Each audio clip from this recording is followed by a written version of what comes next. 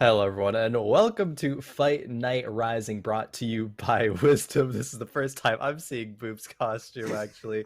Didn't quite know you referred to it. Now I see it. It's beautiful. Almost Halloween times. We're both in costume, and we're here for TFT Set 6 Gizmos and Gadgets. I couldn't be more excited because I freaking love Set 6. But Boop, how you doing? Well, let me tell you, I'm doing great. All right, we got the glasses underneath the glasses. All my 30-year-old boomers in the chat should know what I'm referring to. Lowest rated movie on Rotten Tomatoes, but in my opinion, Bill Murray's best. But anyway, Gizmos and Gadgets. So good, by the way. So good. It is like the hot, brother or sister of TFT or something that like is just so much more successful than the rest of the family. Yeah. You know what I mean? That's what it feels like right now. And it is so exciting. Every game feels fresh and different. And I'm so excited we get to cast it today. Oh, definitely. We're going to have a lot to talk about in terms of Set 6, the first time that we're seeing it here on Fight Night Rising. But first, we do have to introduce our players, the ones who are going to be giving you all the action. We're going to have Dim Dan Sum, Jive and Thrive, Crispy Burger, B Chris, I believe Red, Hyperspace, Simony, and Jesper to round things out. And there, I know is a player that at least caught your mind earlier, Boop. Talk about B Chris. We know them from a while ago here in Fight Night, but now back for Set 6. And I mean, who knows what's going to happen, right? But hopefully we're going to see some good stuff from them. Well, a lot of our hashtag retired players are hashtag unretired. True. Now because of Set 6 as well. So a lot of people coming back, a lot of names that like kind of fell off at the end of Set 5.5, like Sphinx. I was hearing some rumors that people like Sleep might come back. So we'll see what happens for Set 6. But I'm so excited. Not only do we get to cast some of it today, it is almost like the Wild West whenever it comes to a new set like this. And it puts everyone on a moderately even playing field. So it's going to come down to play styles, and it's going to come down to, I guess, prep time at this point to see how much fluency you have over the set so far. Definitely, and all it culminates into is that $200 prize pool, of course, like we do have here at Fight Night. $100 goes to first, second place earns 50, third and fourth earn 25 apiece, and the top three are invited back for last week. Now, notably, we don't have Admiral Xiao, who is our winner of the past 2 weeks in a row. Hopefully, we will get them back here next week or in the near future to defend their title, because I'm not sure how this really goes. They didn't really give up the title. He didn't lose per se. We just don't have him, but that's okay. As you were saying, Boop, this is really the Wild West of, TFT when it is so new, so fresh. I mean, we had that tournament. Well, it was a really great tournament, actually, with, 64, international top level TFT players. I believe Dasic ended up winning that. GV8 got second. But the game is changing, pretty frequently, right? This PvE, Mordog and the dev team are doing a fantastic job at making sure things are as balanced as they can be, nerfing the things that are, of course, the extremes, buffing the things that are weak, and changing around a lot of the augments. And speaking of augments, Boop, I just want to throw it out there. Do you have a favorite augment that you have played in a game so far? I have a favorite augment? Yeah. So the game has a favorite augment for me, which is the Syndicate 2. And I go with that every time because I'm undefeated when it gives it to me. And so that's where I go. One of my favorite creative augments is the one that separates the front 2 rows from the back 2 rows, where you get stats for being in the front 2 rows. I've been playing a lot of Assassins, so that's been really nice so far. What about you? Definitely. What is my Clear Bench, Clear Mind by far, or is this called Clear Mind? But Clear Bench, Clear Mind is by far my favorite. I literally have the most fun I've ever had playing TFT with Clear Bench, Clear Mind. If you can manage to get a strong board and then just level up for free because you have a clear bench, it's a ton of fun. I'm loving this set. Speaking of, let's go ahead and get on into, of course, game number 1 of our tournament here tonight on Perspective with Crispy Burger, who we didn't see last week, but not because they bought forward or anything. So now they are back, I believe, to try to get back into the top 3. And if I remember correctly, they got a third and then a second. So if patterns continue, Boop, this may be Crispy Burger's time for first place. Yeah, sometimes you're always catching the bouquet. Other times you're the one getting married. Yeah. Right, and I think that for Crispy Burger, you want to be on that top spot right now. And look at this. Let's take a look at our first augment here. You got Rich Get Oh, Richer, Share the Spotlight, and Cram Session. oh, this is a rich get richer every time. And yes, Dim Dan Sum is going to grab it. This is so good. You can make econ past 50 now, and it's going to be to 70 gold that you can maintain, so +7 every round. That's insane. But also just getting 10 gold at the beginning is also insane because it just propels your economy so much. 3 items are going to be had here for Dim Dan Sum, so it's not like they're going to be, you know, a crazy insane like 30 gold at 2-1, which you can't actually get depending on how things go. But still, absolutely great augment to have. It's not going to give you any, like, you know, board power like other people we see are going to have. Oh, there's Clear Minds. There you go. You get to see it. But see the things like Knife's Edge, like you were talking about. We had Sunfire board. A couple of the people getting Rich Get Richer as well. And there's a lot that we need to know in terms of information in set 6, Boop. But thankfully, Dim Dan Sum at least scout out the augments for us. Exactly. And so what we're going to be doing here is win streaking. Oh right, my. so you can either get higher levels, you can get tier 2s. You're gonna have so much control over how you play the early game now, because the early game isn't just a throwaway anymore, right? With your augments, you can start building a lot of power in the early game to have a little bit later. Like, say you get the Chemtech augment where you explode, right? In the early game, that's great, right? An extra scrap in the early game is great, but some of these are made to fall off a little later on. However, the Rich Get Richer isn't one of those, so that's a very solid one to start with, right? And in terms of power level, when you receive the augment is pretty important. These first augments, while might feel really early, will force decision making in round 1, which literally hasn't happened in any set, I think, at this point. You need to start, you know, get a plan as soon as 1-4 and start to work towards it. And some augments are going to be, you have a strong early game and the augment falls off in the late game, but you've already built up enough of a lead. But some are going to be very just late game focused. Maybe like some of these emblems that you can't really get too much value with right now. They can really come into play later when you're able to get like a chase trait, right? Like 8 something or 7, you know, 7 Chemtech, 9 Chemtech even.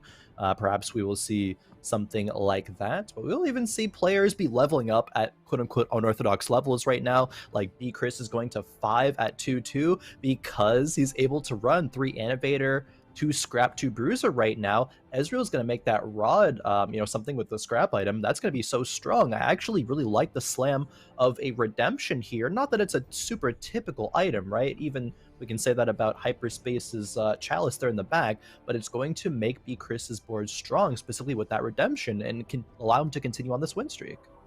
Exactly. And so this is all screaming, hey, let's get that early game going, right? Whenever you see Ezreal, specifically, very, very strong early game champ, especially if you can get burn. And you're going to get a free item component out of him because he's a scrap, right? So the scraps are going to get fully completed items, and it will always use the part that is on the unit, right? So it's not ever going to be random.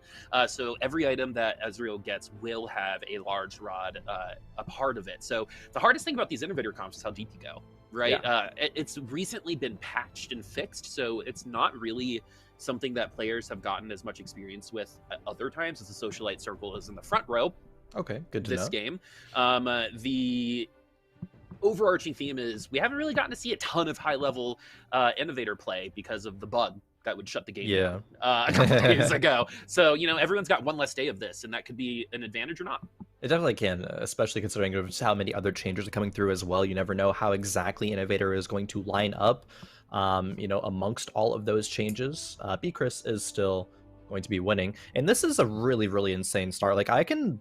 Okay, I don't want to maybe jinx it, but I want to say B Chris with this opener is probably going to get at least a top 4, right? Because B Chris has a strong board to win streak and has clear bench, clear mind, which is, you know, the reason why B Chris went to 5 so early, and is going to continue this streak while still leveling up for free. Doesn't need to hold anything on the bench because there's already an Ezreal 2, and there already is just the correct units to play, right? Again, there's 2 Scrap, 2 Bruiser, 3 Innovator. You don't need anything else. Oh, allowing 2 as well. So leveling up your units without having to hold anything on the bench is just so strong. Almost perfect. Yeah, pretty much. And there are a lot more openers, right? Those will inevitably become less variable as the set gets older, right? Any set that comes out, there are like 7 things people open with, right? But in this particular thing, there's so many 2 and 3 splash or 3 trait synergies that there's a couple different options for the beginning. You can go Chemtech, you can go Scrap like we're seeing now. We've got Bodyguards on at the moment, and we've got the Spotlight. So let's talk a little bit about Socialite since we have it on our board. It's going to give you some stats based on how many there are. There's usually only going to be 1 until the Seraphine comes through. But at this point in time, it's giving you an advantage that the other player doesn't have unless they also have a Socialite. So the stat boost on whoever spotlighted here is going to be a nice early game advantage that will fall off a little sooner rather than later, but it is nice because if it comes down to 1v1 of like units with same items, spotlight will win. Yeah, I mean, one Socialite gives the Spotlight, which gives 20% bonus damage. Then at 2, you get 5 mana per second. And at 3, you get to heal for, I believe, 30% of the damage you deal. Pretty big. Even just 20% damage with one Socialite, it's a beautiful splash. We see red here also has Clear Bench, Clear Mind, so leveling up very quickly, not holding anything in the bench. We've seen 2 Fioras actually in players level 5 shops.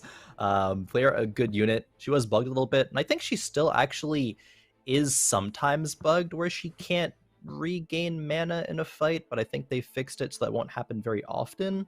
We'll have to keep an eye on it maybe if anyone does build Fiora, a great challenger. I like challengers a lot. I think Yone, Fiora, super cool units, but we'll be seeing those perhaps a bit later in the game.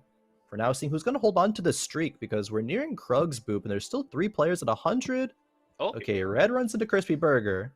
So Yeeber and B-Chris are probably going up against each other as we get Chem Tank Kassadin. And that is awesome. Number 1, I have been absolutely loving Tank Kassadin. It is, for you, absolutely hilarious to play. For the opponent, mega frustrating because he attacks very slowly. Definition of a wet noodle fight right there between Tarek and Kassadin, because that ultimate not only gives some shielding because of the protector, but will also decrease the damage that unit does to Kassadin. So that makes him a really great tank. It might not look like it, you know, from everything, especially since his ultimate feels like kind of like a cast to get shields and stuff like that. That is not the case, friends. We're here because Kassadin is a tank, and that is definitely something people have noticed and started pushing through. Is Jive and Thrive looking like America right now for Halloween? Yeah, all right. Dressing up as good old America.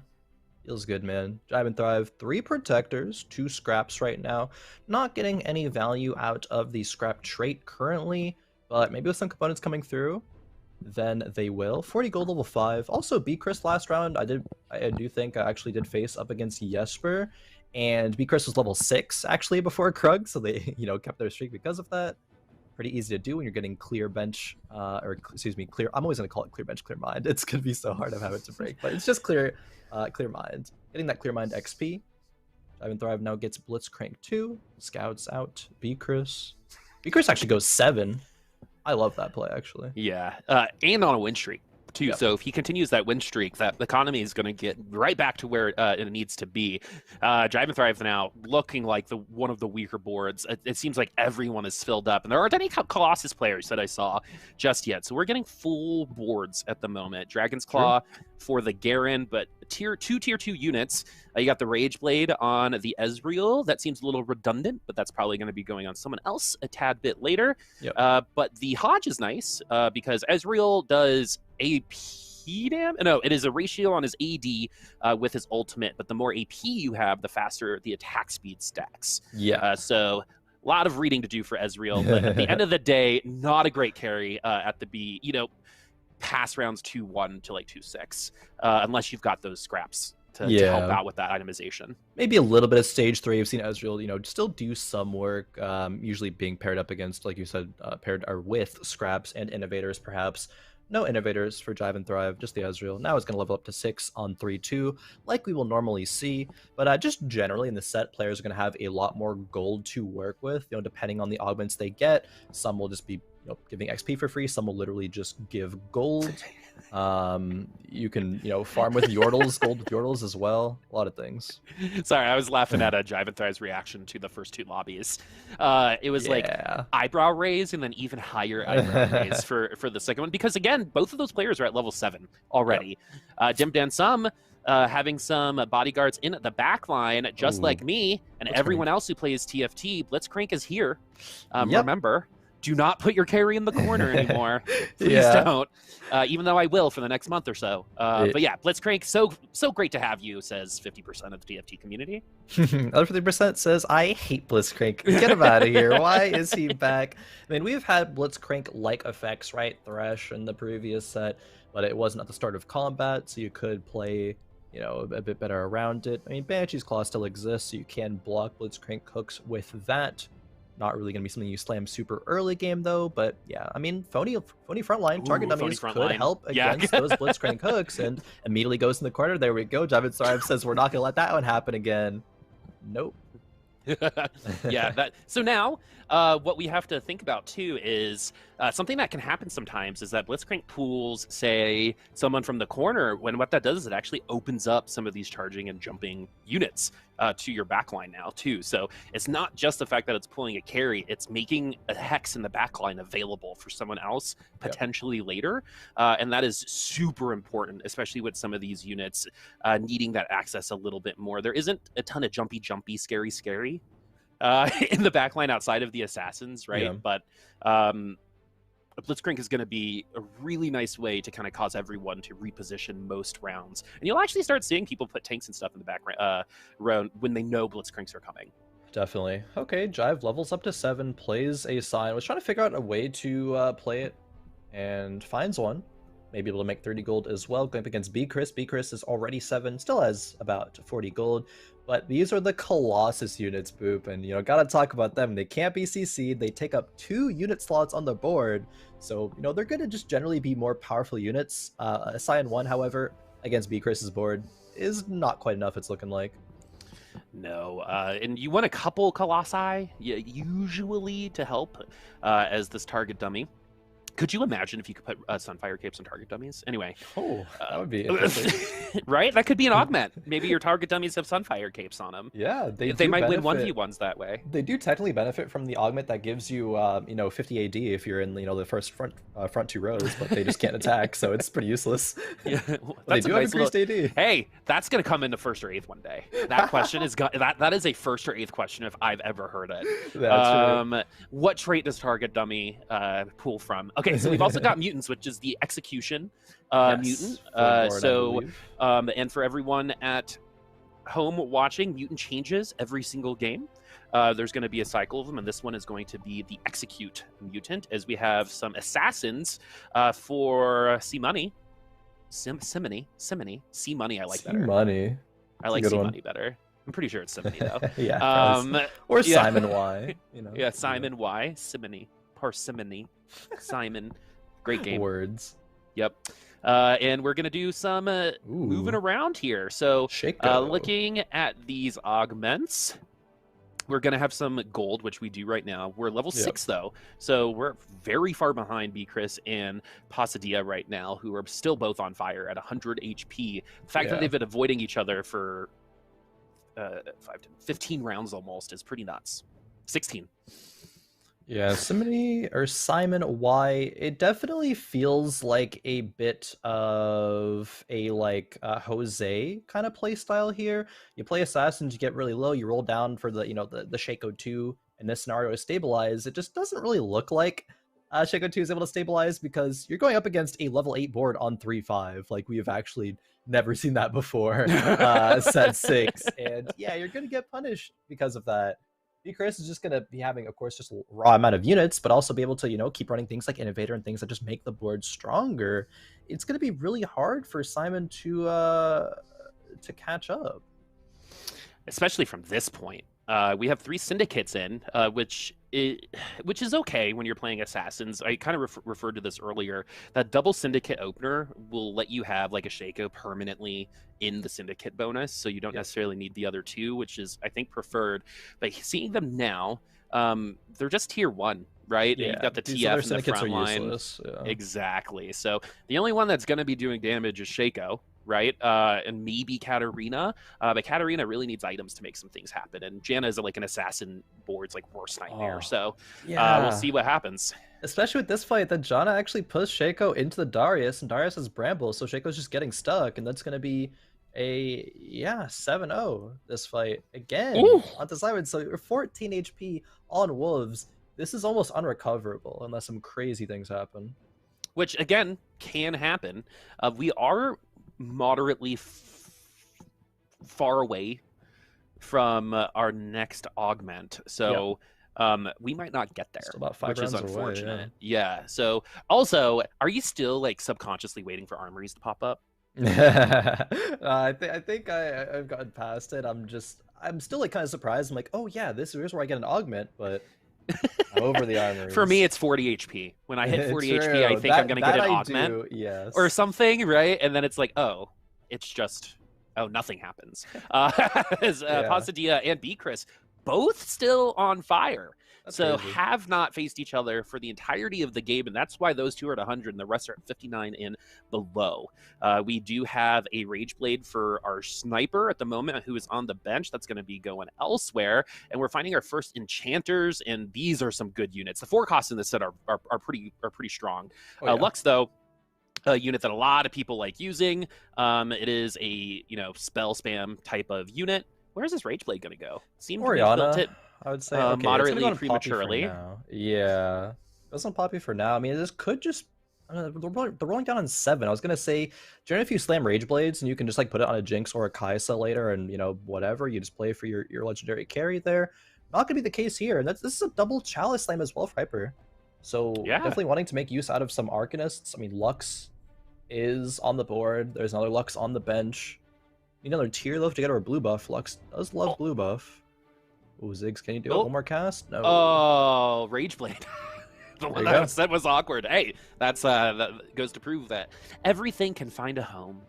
As we get another Yordle. So Yordle's a little different. They're not Hellions. You did see a portal, but there's just one that comes out on the bench, and the goal is to 3-star all of them, unless you're a certain someone on Twitter who swears that Viger ain't that good.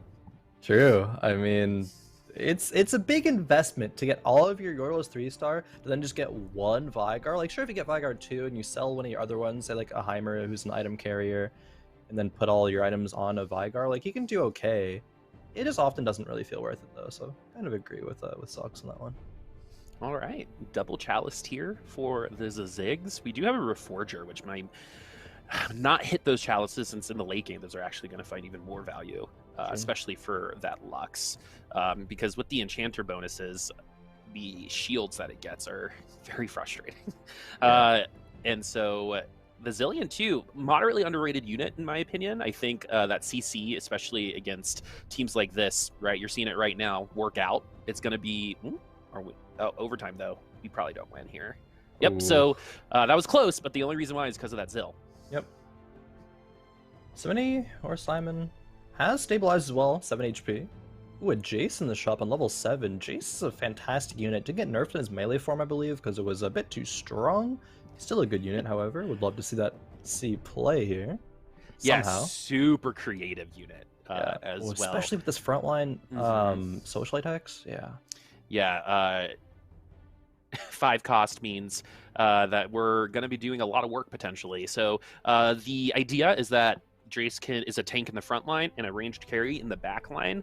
If you're a top laner, you know exactly what he does in the back line, which is take the gate out and shoot you through it. In the front line, it's going to be a little bit more face to face, as you're seeing right now. But we're going up against a Braum, which his ult is gnarly. Oh yeah. It is one of the best ults in the game. In my opinion, it's no longer just a wall. It is going to travel across the entire map and knock him up as well. And this is another very close 1v1 that should go. Ziggs should win it. Yeah, it does. Wow, not expecting that fight to really turn out that way, but it does. And yeah, Jace is so good. Talking about him for a moment, he cleaves the front line as well. He gets a shield for a few seconds. I believe he even shreds enemies in 2x's. The same damage, suffer a % reduction in armor and MR. So he does shred armor and MR as well. He does so much. And what you don't want to think about it in a vacuum, right? Because Jace, when you just read his text, is really good. But when you think about the game at hand, it's very obvious that he was there to help with Colossus, right? Yeah. You put him in the front line, you shred all that armor, then all of a sudden that 3-star Scion is beatable, right? You might need some extra help, but we're going to get a Banshee's Claw, a little bit changed. from the Yeah. last version of it. It's going to stop some damage and also help with some CC, but that's it. There Also, is a line on it. yeah, Jesper on level 7 already has a Jinx and a Jace. Now levels to 8. Kind of crazy to be able to do that one. But now Enforcer is in here because of the Jace going in. Enforcer, a little bit like a semi-Zephyr, right? You get to stun a unit for a few seconds. If they take damage, however, then they get freed out. But you set Darius there from the side of red. Does get stunned for a few seconds. And Jinx goes in the air, comes back down, and gets backline access. Very, very good legendary carry. Very good. Does a little damage to her friends, but that's okay. Oh my god, did you see the Imagine Dragons video? Oh, earlier yeah. today? Oh, young so speaking Jinx of and Jinx. Echo, Oh man. I love it. I absolutely love it. Everyone go watch it. I wasn't gonna watch Arcane. Let's actually do this real quick. So we have our last augment. Look at me actually being a professional caster. And we have, oh, this is very interesting. I've only really seen that dagger on assassin comps, but it totally makes sense that we're putting stuff like Jinx and Chase in the front couple rows to help with that. 4 challenger, 4 academy. So 5 enchanter on that bench. I've not ever seen that. So we're getting a lot of diversity still. And look at that. We got Chemtex. We got, you know, a bunch of Blunder there. So a lot of diversity. Super intrigued by that enchanter comp. But Jesper has what looks like only tier 1 units outside of a couple of them in the front line, but very strong units overall. So while this is going to work, it only might work for another couple rounds. We'll see, but Jinx is good unit. So yeah, Jinx is good unit for sure. Darius is going to want to turn something else eventually. This front line is not really going to cut it into stage 5. There is a Tom Kench. Tom Kench is a glutton. He eats units, gains stats. Pretty nifty. A Jin back there with IE Joe Gauntlet. Jin's going to pierce all of the enemies. Very, very good carry as well in the 4 cost. Ooh, used to be even better. True. That ult from Yuumi also very strong. Cuddly is her unique trait. Oh, look at this Jinx go though. GA we are div. excited right now. First time we've seen a GA work in Fight Night probably for 2 sets. Yeah. And it looked like, oh, man, I think Giant Slayer is almost a not required quite unit item at this point because there's a ton of HP in the late game, just a ton of it. Yeah. Oh, Crispy Burger actually the first elimination this game. Simon stabilized the whole time. Crispy Burger goes out in 8th. It's okay. There's still some time to recover. Jesper considering running more socialites because you do have units like Jace in there, and if Jace is gonna, have some items, can very well be a carry. But there's also a Galio in the shop as well. Could run 3 socialite. The socialite would be amazing in Jesper's comp if it was not in the front row for the Jinx to be positioned in, but can't really have that happen. The socialite Hex is going to change the dynamic of every single game. And speaking of really cool dynamics here, you've got the sister dynamic on the board there too. So they're going to make each other better. It increases the range of Vi's ult. And the reason why Jinx was able to take down so many units at the end there is because Vi was there, right? Mm-hmm. She's able to stack attack speed. As we got the loaded dice for our last augment. We get 3 of them. And that's a great way to tier 3 a 5 cost unit. If you get the luck, we've got the Colossus in, we've got Cuddlies, we've got Enchanters, a couple Socialites, and 2 Scholars right now. Oh yeah, this is so good. This is a kind of cat board. Like when you have the early game of Clear Mind, this is exactly what I was talking about. You're going to be able to make your late game board so capped. The Victor is going to have the Giant Slayer, and like you were saying, I do full well agree. I think Giant Slayer is probably a necessary item with just how big the HP pools and some of these late game units are and how effective it is at dealing with them. Seeing the power of Victor there a little bit, but red isn't quite at that capped board. There's a pair of Jinx on the bench, a pair of Jaces, a Victor's paired as well. These loaded dice are going to get a lot of value here soon. Galio goes in the board as well, and now red's really making those late game swaps that we were looking for a round ago. So what's really, really cool about this is that one of my favorite comps from a couple sets ago was Piba. Yeah, where you just tier 2'd a bunch of 5 cost units, and I like to call it Bill Gates before the divorce. And so yeah, I mean, yeah, right. And so yeah, you just got to have a lot of money. You got to econ, and you got to get to this point in order to push forward, because a lot of people will get to this point and have nothing to go off of. And this actually might happen here because we've got 2 loaded dice and not enough money to buy 2 5-cost units. And we're potentially going to lose here as well, because Kaisa, also good unit. That is true. Kaisa 2. Giant Slayer, very good. Yeah. All right. So we are going to still be working on our board here for red a little bit, but they had HP to work with. Dimdan Sum also went out in 7th hyperspace, now goes out in 6th. 3 check back in with Seraphines. I want to check back in with Simon here probably soon to see where that how the Shaco is really going to start faring in stage 5, because it is going to fall off at some point. The question is when. Okay. Oh, nice roll. Good shot. Yeah, but we have no money. So we got most of it. So we got all of it. So we got our Yumi 2 with a little bit of attack speed with that Zeeks to help everyone else. But we've got Fiora with Jeweled Gauntlet. That's going to be true damage on that crit. And really nice peel from no one, because Tom Kent just ate the Braum. He's going to spit him out and stun everyone in the corner for the Yumi to follow up. What is this team play here? My real Summoner's Rift games don't go like that. Oh, Victor getting a second cast in, Ooh. but it's not going to be in time. Red taking Fight. yet another loss. That was fun to watch. It was. All right. 2 Socialite. We got it from the Augment. 4 Academy, 4 Challengers. So it looks like... Oh, a full pivot. Yeah, we full pivoted. All right.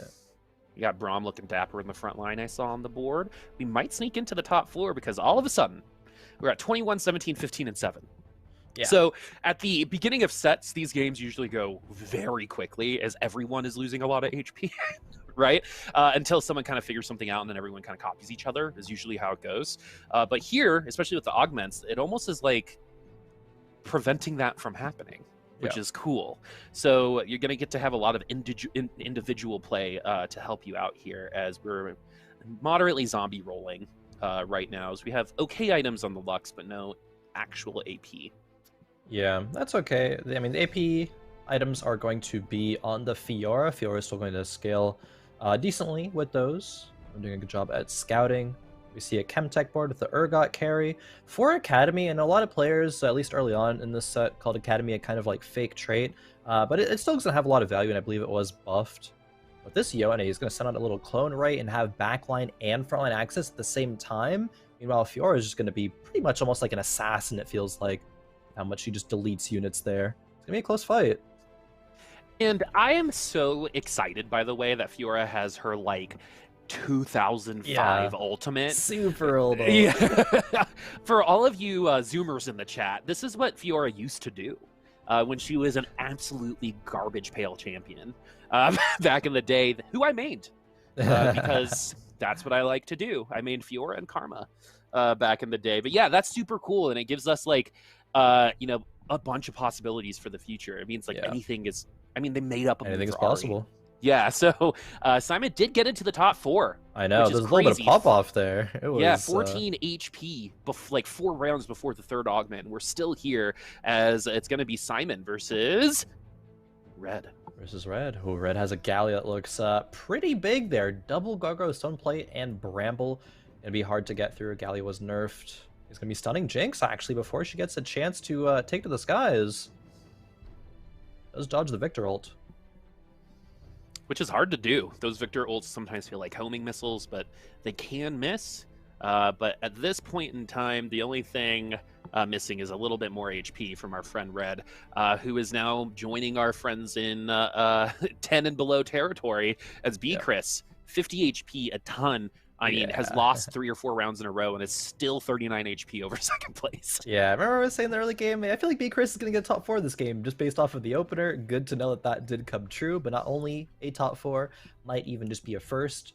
Of course, Red also had a similar opener as well, but has really struggled to get things online. Maybe Victor not as good of a carry as Red was really hoping for, because a lot of people in this game are very strong. Not often do you get to fully capped out level 9 boards with like multiple legendary 2-stars, like you got Jinx, like and a Jace and a Galio, things like that in your comp.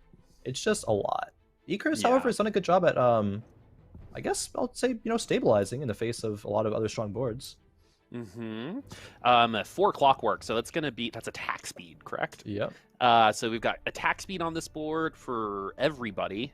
4 Academy is really nice too on that board. A lot of just different stuff happening. These all interact together really interestingly. So we've got the clockwork for the attack speed. The enchanters are going to get to their ults faster, and it's really good for our snipers in the back line, especially with these items. IE Jewel Gauntlet for Jhin is pretty nutty because look at that base attack damage. That base crit was just 400 just on an auto attack.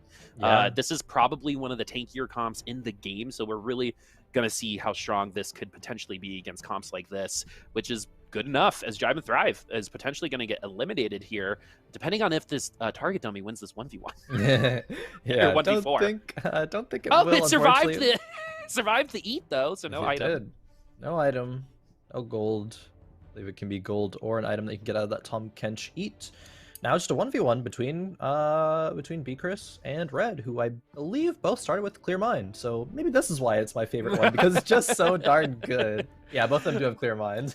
Yeah, and they were both at level 7 at 3-1. Yep. Or no, one was at B-Chris was at 3-1 and Red was at 3-2. Yeah, which 3-2 is like conceivable because we were kind of trained that on Draconic. Because there was a hot minute where you would hit level 7 at 3-3 to try to push Draconic 5 like way back. But at this point in time, it's 49-1. We're either going to be here for a while or Chris is going to take it right here and right now. Yeah, we'll see. Galio gets into the back line. Let's take out this Jhin. And the Jin's benefiting so much from this attack speed. Has 2 Zeeks, 4 Clockwork, but his attack speed is fixed. It just gives him more damage, but this Galio has a Bramble, so it's just not going to be able to deal with it very effectively at all. Meanwhile, Victor in the back line is going to get a ton of casts off, and I think we might be here for a while, Boo. Yeah, unless this carousel has a Giant Slayer in it. Or like even a Last Whisper, anything to help, because we might not even be here for a while because that was a 4 or 5 unit loss. That's true. Just a couple more rounds. Yeah, maybe just even a couple more rounds because we do not have the ability to get through that Gallia right now. We just don't have the damage. A Zephyr would help too. Yeah, Zephyr would be decent. Jhin needs to be positioned to where as he pierces into the Victor in the back line, then B-Chris has a shot, because Jin's a great carry because he doesn't get stuck on frontliners. Going to sell his Tom Kench off. Refresh the Zephyr. And it's not going to catch the Gallia. I made that exact same mistake like literally 2 hours ago. Yeah. Where I like put it next to a Scion 3 and it lifted the guy next to him and I was like, oh yeah, duh. But yeah, B-Chris knows what's happening. This is we're walking the plank at this point in time. Yeah. Just too tanky and we're 1 round to go. Unless I'm not sure there's much that can bail out B-Chris here. A TG roll, maybe a third Zeeks on the Janna probably won't be enough. And I mean, I think B-Chris probably, you know, like wrote his own fate here. I mean, B-Chris rolled very aggressively on level 8, did not try to push 9, get a super cat board, was okay with the unoptimal or suboptimal Jhin itemization. Again, great that it got here, but not really going to do much more than that. Meanwhile, Red has 6 Yumis. 3 Yumis off of Yumi 3. I have not seen a Yumi 3 yet, actually. I've seen a lot of tier 3 legendaries this set, but never a Yumi. Yeah, I don't think I've seen a Yumi either. I don't even know what that would probably be a lot of pixels. Yeah, she has a lot of waves that she sends out. I don't know actually how much it is. Oh, I did get to experience. Oh, it's 33 waves. That's a lot. Okay. 33. All right, last fight of the game, maybe. Yeah, it definitely is at 1 in 10 HP. Really, it is, can we break through the HP numbers, right, with what we have at the moment? We did switch perspectives. The Victor is on our side right now, and the Victor has got the Giant Slayer and the new Archangels, which gives you AP every 4 seconds. So the second cast of Victor is insane. Yeah. And it's only going to hit 1 person, though. So this is, again, we're just walking the plank. Yeah. And here we go. It's over. B-Chris gets second, 1 HP win to start set 6. Yeah, that was an amazingly played game by Red. You know, they were at 100 HP for the longest in the lobby, used every single bit of HP as a resource, then stabilized on level 9, got everything working together, and had some fortunate matchmaking as well. I think there were a couple of comps that could have beat them, but they got knocked out. able to get the first here in game number 1. And that was a great game, I think, to start it off. There is still a lot that we covered during that, but a lot more that we have yet to see as well, Boop. That's set 6 in a nutshell, right? There's going to be so much, but let's just go ahead and refresh our minds about who placed where in that game number 1. We're going to have Red being in first place, 10 points, Be Chris in second, Simony in third, Jive and Thrive in fourth, and then Jesper, Hyperspace, Dim, Dan Sum, and Crispy Burger down the line. Yeah, let's not remind everyone that I called Dim Dan Sum Triple D for Yeah, 2.5 D, hours. let's go. Last time, and then we just went with it. So what's actually really cool about this, I think we got 8 different comps in that lobby, or if there were similar comps, it was all around like the tanks, right? It was around things like bodyguards, it was around things like Braum. Everything else in terms of carries were all pretty different. We got to see Colossus, we got to see Jinx, we got to see Kai'Sa there for a hot minute. We really got to see how good the Giant Slayer Hand of Justice combo is, because we got to see success out of that in that round. I don't think our winner had it, because that was Giant Slayer, Archangel's Jewel Gauntlet. But the common theme is Giant Slayer there. And again, there's just a lot of HP. And if someone's going Woodland, for example, and there's a second tank, a tier 3 tank that pops out without that Giant Slayer, it's going to be so hard to break through any type of front line, especially if you're running Decris's comp like specifically without that item, even without a Last Whisper. Yeah, definitely. I mean, there's Last Whisper, I think it is a very good item, especially when it comes to not getting stuck on bodyguards. If you're running Jhin, you know you're not going to really worry about not getting stuck, but for some other units, you might. What other 4-cost units are there that don't worry about it? There's Yone, who has backline access, of course, because he has his little shade that he sends out. It's backline access. Jhin as well, but Lux, we didn't really see too much of, like a little bit, but no really like Lux carries, which can be pretty dominant. Also, no like full mutant builds either. We didn't really see that much reroll, and reroll can be a good thing, I think, in this set. Kog'Maw did get nerfed a little bit, but we could see some Kog'Maw reroll compositions, maybe even some one cost, like things like Garen, honestly, could be rerolled for some effectiveness. But we're already ready, Boop, to get on into game number 2. See what the players start off with. I'm pretty excited about this. So, like, are we going to see similarities, or are we going to see differences, right? Going into the second game, as we got some steroids happening right now for Red. We've got the pet buff happening right now. People don't think about this, but cats sometimes can be a pet nerf based on their love of pressing keys. So we'll see what happens. Hopefully the mouse is in a safe place and we don't accidentally sell someone because the cat has decided to do some typing. But right now we're just starting with a large rod, so maybe those AP units might be coming back. And something I definitely noticed and was kind of looking through silently was the lack of Rage Blades. It was built so frequently, still is on set 5.5, right? And it just really seems to be a little bit more of a specialty item amongst these carries at this point in time. Definitely not seeing it as ubiquitous as, you know, you were seeing Aphelios having one every game. For sure. We saw them, I think, a couple of times. Like there was one, the Ezra last game, and I think another one as well. And I think if you think about Rageblade in this set, you think about at least 4 carries come to mind for me. There's like Kog'Maw, Jinx, Kai'Sa, Yone. Probably forgetting one, but those ones that come to mind.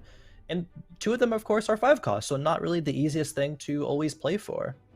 So yeah, I would say Rageblade slams are going to be a little bit less likely. But now we have our first augment choice, and it's going to be a Socialite Hex for Red, and we get to see that it is going to be in that little corner there. That's a great hex for a Socialite Hex for backline carries. Yeah. Because of Blitzcrank, some people are just moving some people up just to keep it safe. I believe, but we'll see what happens. I believe that Hex is susceptible to Blitzcrank hooks if it's like far opposite side. Oh yeah, you're right. Yeah, that is the one. Yeah, if it's frontlined, it's going to hook that spot specifically. If the Blitzcrank is backlined on the opposite side, it's going to then hook the 4th row. But so it can actually be countered unless a Banshee's Claw, of course, is built. Ooh, so we got a Nico's 2 gold and an item component there, so that's really nice. We got 3 Ezreals in the pack right now. This is probably what I would have done, especially since we already have our Alawi and our Singe. But actually, we're going to go ahead and get it. Scrap's so good early game, right? Because you can spread your items around. Once you get the rest of your comp, you know, combine those items. Deathblade going to be providing just a flat amount of AD I believe, right Yep. now. So we're not going to have any stacking. So usually you would put something like that on an Ezreal right now, right? If it was set 5.5. But Yeah. because it's just flat AD, there's really no reason, especially since it's a tier 2 Ezreal and a tier 2 Singed. Exactly. And I believe that was also a socialite heart that we got to see. So a lot of players are going to be utilizing that hex this game. See how many players run Blitzcrank as a response. Yeah. Simon versus Ysper. Simon takes the dub there. A little bit of an awkward opener because there's no synergies that Simon can play, but there just are a bunch of tier 2 units. Even leveling up here to play all the tier 2 units, I would think is probably a good call here. This is how you used to play TFT. Yeah. Back like set 1 and set 2, you just played best on board because there weren't enough synergies. Yeah, or you play it exactly like this if you're running, build different, where you really don't want to build trades. So which someone's running actually. Ooh, look at you go. I love it. Yeah, you're so good at this. But yeah, this socialite is going to be nice, especially against those non-Blitzcrank boards, like you said. But because it is so ubiquitous in this board right now, Blitzcranks might inevitably become more popular and block that space. So you might put a tank in there anyway, and then hope the Blitzcrank pulls. But as of right now, I only see 2 boards with it. Ooh, I believe that augment on the side of Jive and Thrive is the first aid kit, which increases your healing and shielding. And they're playing Yordles, and it does synergize with Poppy very well because you get to increase Poppy's shielding that she'll give herself. That's interesting. Oh, and you know what? This is interesting, really interesting, because Poppy does more damage based on how much armor she has. So if you have this augment, you can actually build her a little bit more damagey, right? To have a little bit more fun. Fun. But fun, right? Fun. That's what fun is. No, but because of this augment, that Poppy is actually a lot better than it normally would have, especially with that new haircut. Seeing Cursey Burger versus Jive and Thrive. Cursey Burger also benefiting from the socialite heart. Yeah, I mean, this Poppy actually pretty strong. Barely taking any damage. Going to be shielding. We got that extra shield. Yep. And it's going to end up working out. Not really something you see a ton of, but this is definitely going to work out in the early game, especially if we're going to continue building upon our units the way that we are. Yep. Exactly. Yordles in the early game making some free money. Always love free money. But now we get into the Stage 2 carousel. See what these players are going to pick in terms of items.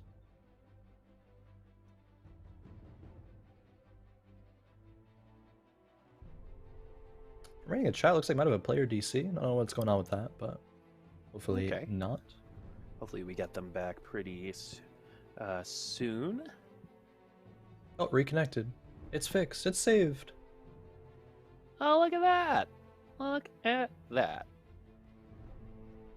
Okay, so we'll figure that out for sure. We'll be told and we'll let you know. But I would love to see this Poppy 3 with, like, let's see, an Archangel staff and no. I think health would be the best way to do this.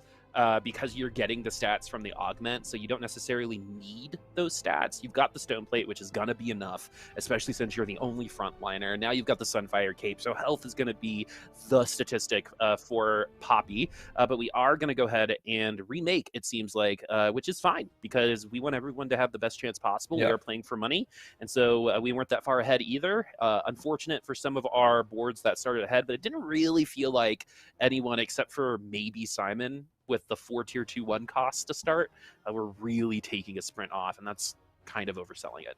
Yeah, that's fair. As you said, we want to give everyone the best experience possible. If you do DC early, there's the option to request a remake past or up until a certain point, and it was that point. So yeah, we're going to be remaking it, but it gives us a chance to see a whole new set of augments for the early game of these players. So maybe a little bit selfish in the fact that I do like that. You get to see how these players are going to, craft their early game boards, because that could be so important. We saw it last game, end up really deciding things in the end because it let Red save up enough HP to, exactly drop to 1, then come back and win, things like that. So Gonna like to see it. Also gonna get a new mutant buff as well. Wasn't really sure what the mutant buff was that game yet, but we could see some fun stuff if we get like Synaptic Web, which is the mana reduction one. We could see, you know, like a Malzahar just spam cast, get him to tier 3, and he's gonna be doing a bunch of work. There's so much cool mutant stuff I think you can do, depending on what mutant buff there is. One of my favorite traits, I think. There's so many cool traits in set 6. Like, well, mutant is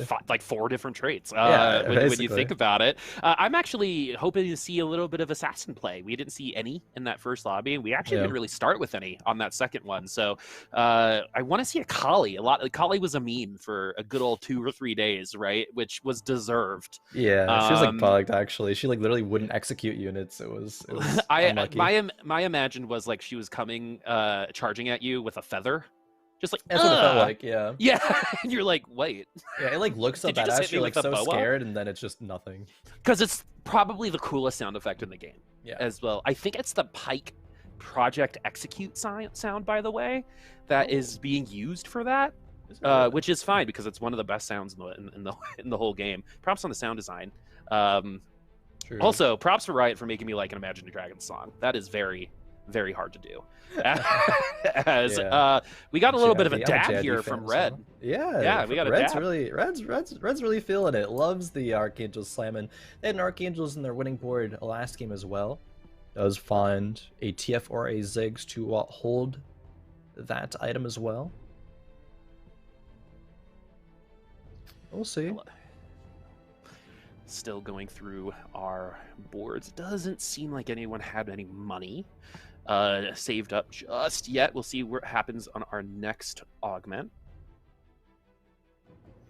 All right. Ooh, Rich Junkyard. get richer. Rich get richer. Oh man, Rich get richer is probably gonna be the play here. But Junkyard is so good. It's so easy to play just 2 scrap, and you just farm items every 3 rounds. You got a component, so you're gonna be well ahead of everybody else when it comes to the M department in the end game. It is gonna be, of course, Rich get richer. Can't fault someone for taking that, of course. It's just so good. Oh, you had a little bit of Bupasaurus influence there for Junkyard. I mean, maybe. I think it's really good. Like, I think it's actually really, really insane. But just Rich get richer is better a little bit. Well, I mean, with item components, sometimes it can actually clog your board. We've seen that before with some of our like Old Fortune and our Thieves Clubs rolls. Yeah. This is a great little legend, by the way. Nothing will ever be better than Chonk. But the most important thing is to kind of be like, all right, what is going to get me further ahead in the way that I like to play this game, right? So it seems like, hey, it's always good to have a good early game, right? It's like one of those things where it's like first place is doing well, right?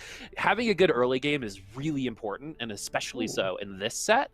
And so being able to streak for as long as some of our players have streaked is especially a lot less predictable because it's a new set too. So you're going to be searching for predictability, and Rich get richer is you know exactly what's going to happen versus you might get bonked with Junkyard based on your comps, right? Like maybe you're running an AP comp and all you're getting are bows, right? It's it is a possibility, but it is definitely more fun for some of us. Not quite as consistent and not quite as, you mentioned predictable.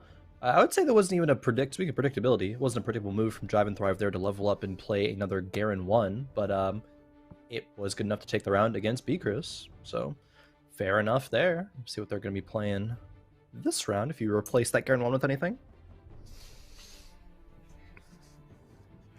It'd be an assassin if it did to help out with Katarina, which, man, I really hope is just going to become a fun carry. I just love watching her hop all over the place. Yeah. Super fun. She was fixed recently, so whereas like her spell won't miss as much, I believe. As much as the key at word. All. Maybe, I don't know. As much, yeah, probably. Yeah, as we get our protectors and bruisers. So this is going to be very similar to like a brawler opening from last set. This is health based. Protectors are going to get shields every time they ult, and bruisers will give everyone health. They get double. Yep. So it's the brawler trait from the Chosen set that is what the bruiser trait is now, I believe. Chrissy Berger, talking about wanting assassins, has an assassin emblem with that augment, so might stick with it for the whole game, hopefully, so that we get to see some late game assassin play, maybe some Akali. Okay. I just want to see really good Bill Gates comp before the end of today, with all the 5 costs and like enchanters probably. Yeah. Oriana probably gets her way in there, especially with Oh yeah. those synergies. So, She's so good. looking, yeah, seriously, great ultimate too. It's the Diana of the set, just not an assassin. Looking through the rest of the boards, we've got Chemtech Start seem to be the more popular of the lobby so far. There's only 2, so got a couple different openings. This is going to be the Bruiser Scrap opening. I think the Scrap opening will end up being one of the more common ones. Already is today, as we wait for the Scrap bonus to start and then put our belt onto Kassadin. Yep, Scrap gave a Zezirot, so a little bit more tankiness, which actually Ysper may have needed. Wouldn't dislike the Rod to go onto the Ziggs either.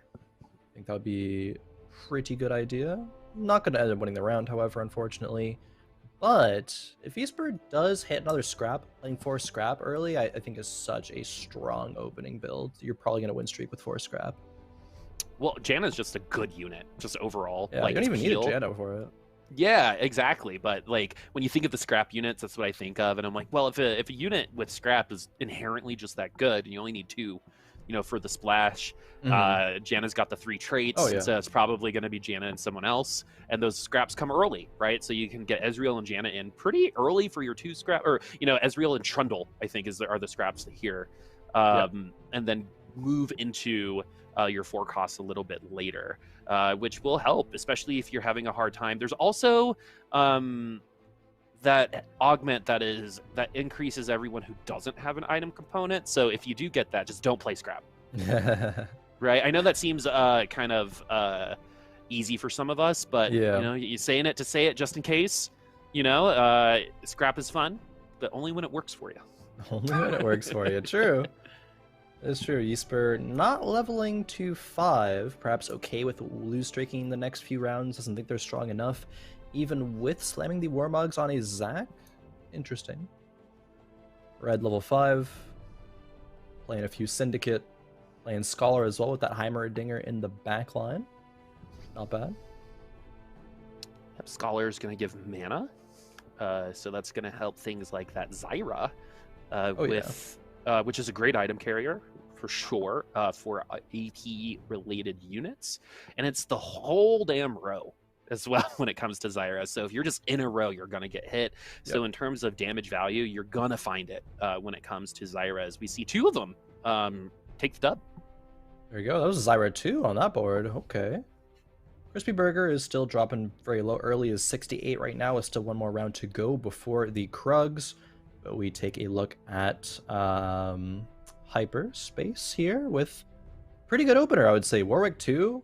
I mean, Warwick was changed a little bit. I think he'll do a little bit less damage, but the healing was increased to offset it. Warwick can be one of those real compositions that is very, very oppressive. Super oppressive. The Chemtech synergy is very good with Warwick specifically. So it's gonna feel like he's regenning health, and it's because it is, and he's gonna stick on that little sliver of health at the very end for a very long time. Another really great holder for some AD items going forward is the Chemtech trait has already started. The timing is off, so all the power for Warwick's already gone. We do have GA starting to come back. That one was on Singe. That will be going on someone else a little later. But yeah, Chemtech is a great opening as well. Chemtech Bodyguard is something that a lot of people are going to be running. Yep. That Warwick, however, not having Challenger means that the attacks are not going to be coming very quickly. Yone, however, on the board for Hyperspace now. Could consider putting that in over Bodyguard, which is probably worth it. Don't need to do it right now, of course, but can consider that for the next round. Does already have a Braum, and I already talked about the fact that Braum is really good, but I think the craziest thing about Braum is the fact that, from his origin point of his ultimate, he stuns everything within, I believe it's 2 hexes around him. Even if it's like behind him, it'll still stun, and it stuns in the line forwards. Like it stuns everything. It stuns the whole board. It's exactly like his Summoner's Riftol in that way, right? But better. because it goes across the whole board. So we're going to continue to get some bodyguards. The Leona is something that a lot of people like to put in. It's a 3 cost this time around, can be really tanky. Works kind of similarly to last set, and I wonder if we are going to put it in. We are going to switch it out. And we pick up our second bodyguard. We have Yone as well. Probably one of the coolest design characters in the entire set. He doesn't believe in the number 1. One is not a, one is a lonely number for Yone, and so he, just like me, creates a friend when he needs it. That's not weird, right? No, not at all. Okay, happy Halloween. Not at all. And now Yone does enter the field for hyperspace, giving Warwick the challenger. Braum and Leona make their way to the bench. Giant Slayers, look, already slammed by B-Chris and by hyperspace, even though they're not really getting value right now because Giant Slayer was nerfed. I believe it's 1800 health you're going to need to proc. But you still will do a little bit of bonus damage just by slamming it. It's not like completely useless right now. You at least get the stats from it too, right? Yeah. So you're gonna get stats from it, and if you do happen to land into a unit that does fall victim to the Giant Slayer trait, then or the item, then it's gonna be around now. So it's a pretty good timing. For example, like Cho'Gath is a great example of someone who might be taken down by Giant Slayer a little earlier rather than later because of how the ult works. Does he already have 1800 health? He might not already have 1800 health. I'm not sure. Good question. All these things we need to know. Blue buff on the Mal's gonna be casting instantly. Mutant buff is Synaptic Web, so yes, it is going to cost less to cast these mutant spells, making Malzahar a very, very good carry. I mentioned it a little bit earlier. Would love to see this Mal's tier 3. Yep. This is what they get for not wearing a mask. Right? That's what it looks like, doesn't it? Sure. It's just over their face. Like, what can protect you? Wear your helmet. Because you know how in like a league, if someone is wearing sunglasses, Leona does 1 less damage. Oh yeah, to them. yeah. Right. I feel like that should be something similar for this. But that was a 4 unit win by Ysper, and that was pretty brutal. Chris needs to get this Malzahar up. Exiles 2. Exiles, Protector, or Bruiser. Protector might not be an awful choice. Bruiser either, especially since those are only 2. Yeah, Exiles, it might be Bruiser. Here we go. Good in the early game because there's not a lot of space, but makes you kind of make space that other units on your opponent's side can start accessing. So the shields don't really matter because you're dead. But we're going to go ahead and put our Bruiser, Giant Slayer, Kassadin in the front line. Again, this Kassadin is a tank, pretty much, especially with that ultimate. Yeah, Protector could have been a consideration for maybe the Cho'Gath, make him whenever he eats, get a big shield, but he's going to be eating things very few and far between. So I think Bruiser, pretty consistent, allows you to drop the Alawi, run 5 mutant a bit earlier. Maybe even could consider running the Seraphine. Not sure where the spotlight is this game. Which is actually super intriguing because Taric hasn't been played, that means. And Taric is a great way to just give someone bonus and have a heal. Oh, here's the Taric. So Pasadilla, or Red. Do you like how he said the Spanish and then the English? Yeah. Yep. Love it. Both are technically correct. But yeah, we need our mouths too. We know that Mordog loves this Malzahar. His pet is named Malzahar, I believe. So yeah, I'm sure he's stoked to have Malzahar back, but not as stoked to see it perform that poorly at this point in time. As also got to compliment the boards for the set too. Even the Heimerdinger one, which is like pretty simple, the kind of like the one the airship board. Oh yeah. This one is awesome. Yep. I love them all. Love the carousel as well. Same. A big Piltover Zon vibe. Yeah, it's getting me excited for Arcane. True. Yeah, talking about the song that was released. Yeah, they got me. They got me. Like the I went from that are so good. I went from not wanting to watch it at all, at all, to now I'm fiending for it because of that song. Because I think we got to see the animation in real time, and what it's gonna look like for the first time, and it looks amazing. And there are some adult themes in it, so it was solidly PG-13. It'd be good. It's gonna be great. Solid PG-13, as this is gonna be Assassin Jin, which turns into Assassin Scion sometimes. Oh, I'm not sure what's going on here, Boop. There's Gonna be 4 Sin. Have our first Shaco. Who's the carry here? Oh, Rageblade Shaco. Okay. Level 6, 10 gold on 3-5, 8 loss streak. Crispy Burger is not having a good time. No, this is a unfortunate situation. Oh, we got okay items on the Shaco now. We might be able to steal a win or two based on how weak a board is or not. Frozen Heart on the Assassins might be coming back. Probably not, though, as the Shaco, surprisingly, might... only 3 units. That could have been a lot worse, in my opinion. So any unit getting killed at this point, especially with this very dizzy board that we're seeing, I think is a good one. And a lot of people, right, when they see these spatula items, they get really excited and they finally start to use them. And now it's like, oh no, I have a blank at this point in time. So we'll see what happens. I actually would like to see 6 Sin go in here. I think it's going to be more likely to kill a couple more units. Sure, you get Syndicate for the Shaco, which, I mean, I guess arguably Shaco might need Syndicate here to have a little bit of that Omni Vamp. Go back up, finding Echo too, I thought that was but a Shaco for a second. No, yeah. Would love it to be a Shaco. Fortunately, it's not. Oh, Arcanist this is winnable. Yeah. This one is winnable, especially since we got behind. Janna Assassin with her ultimate. That's so smart. That just hit me. Did you hear the real-time realization? Big just brain blast you just had right there. It was so cute. Oh, I love that stuff. That totally could work. Maybe not in this context. It worked. Yeah, it takes her a little bit to, I mean, cast the ultimate, but if she, all of a sudden, then the backline units are either in the corner or super vulnerable. Yeah, it's not even a guaranteed thing. But I like the idea. It's like, again, in Summoner's Rift, a lot of Jannas will flash behind someone and ult. So it is kind of the same concept. Exactly. Actually, I used to be a sport main. Used to play Janna, do the exact same thing. So fun. Big plays. Maybe we'll see that a bit more in this game as well. Maybe give Janna some mana items. Potentially, we'll see. Yeah, feeling bad for Crispy, to be honest, especially since she was playing so well at the end of the last set. I know. Hopefully we can come back like Simon did last time, right? We didn't think Simon was going to be able to top 4, ran almost exactly that same comp, and was able to make it. So it could happen as we're picking up syndicates on this one. It's going to be Arcana Syndicate with a spatula as well. These spatulas are a little rarer.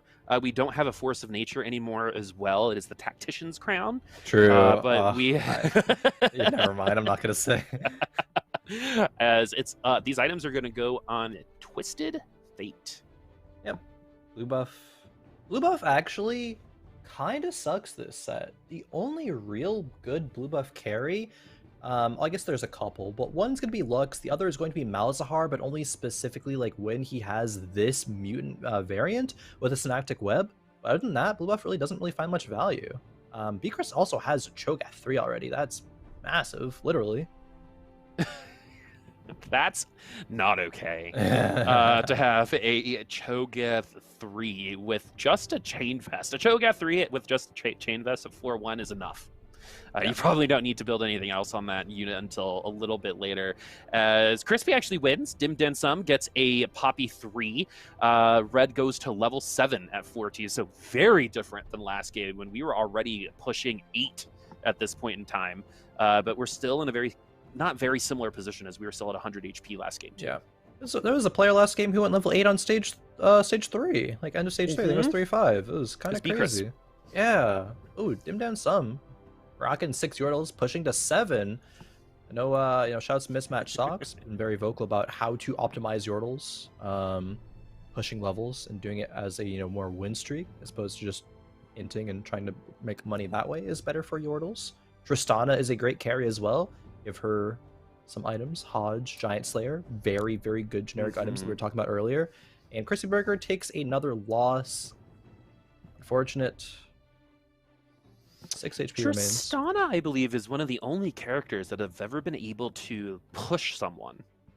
I believe, in the game. I think Gnar is the only one that really comes to Yeah, mind. Gnar pushes, shoves, whatever you want to call it. Yeah, Tristana does the same but thing. the self-peel is really nice in Yeah, the early game. it Because like is. when you ult like a tier 1 unit, there's no way they're coming back and killing you. Yep. Right? So very nice in the early game, and can actually find some value a little bit later on. Say you're getting chunked by an assassin, fingers crossed you get to your ult because you're a Tristana 3, right?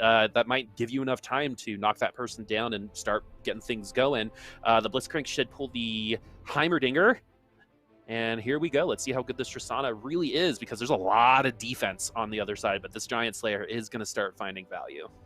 It is. We still have Ziggs 3, Poppy 3 as well, the Sunfire, so she gets to burn all these units.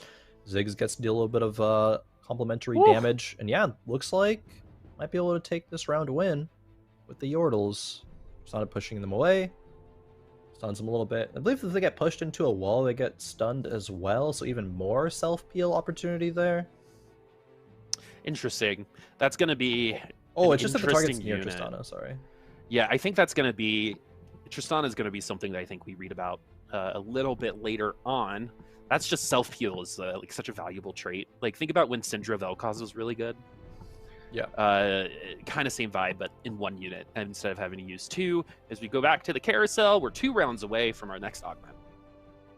2 rounds away, and maybe we're going to see a tier 3 augment. Those are always exciting to see.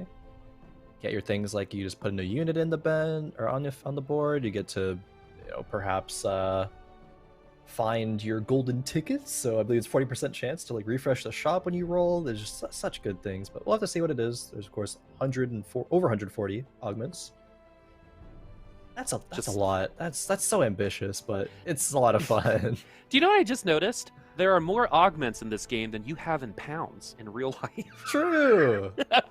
That's true. Actually, I don't know what that means, but it means I'm skinny. that's what that means. But anywho, some good items here, especially for Mundo, one of my favorite. I've been playing a lot of Chemtex myself. Victor also, I mean, yeah, it takes absolutely forever to get to that ultimate, but when you do, oh man, that Victor. Oh, that was actually exactly 8 seconds. So that Archangel's stacked twice for that first ultimate.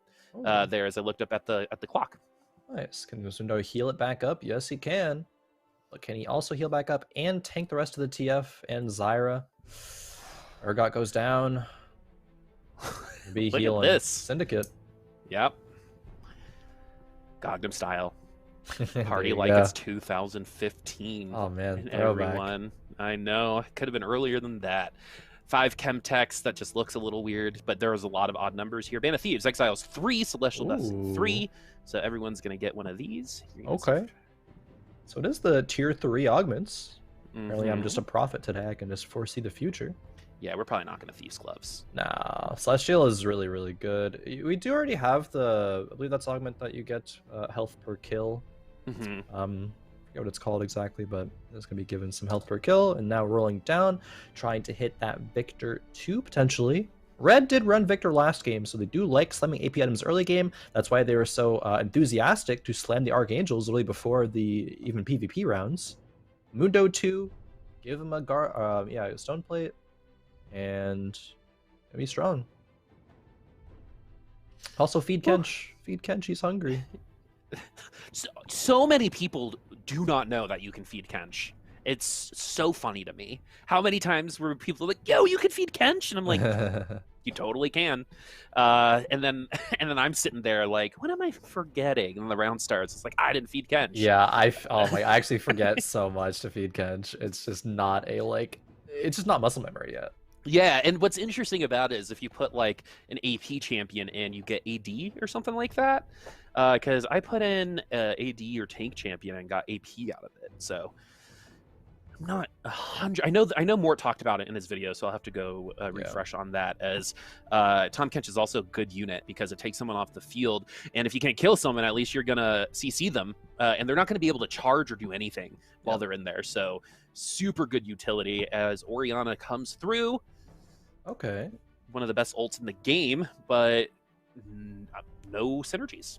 Yeah, I mean, Drive and Thrive right now is just starting to change their board from, early game win streak of the first 2 stages of the game. Into stage 4, we're pretty weak. And now the pivot comes through.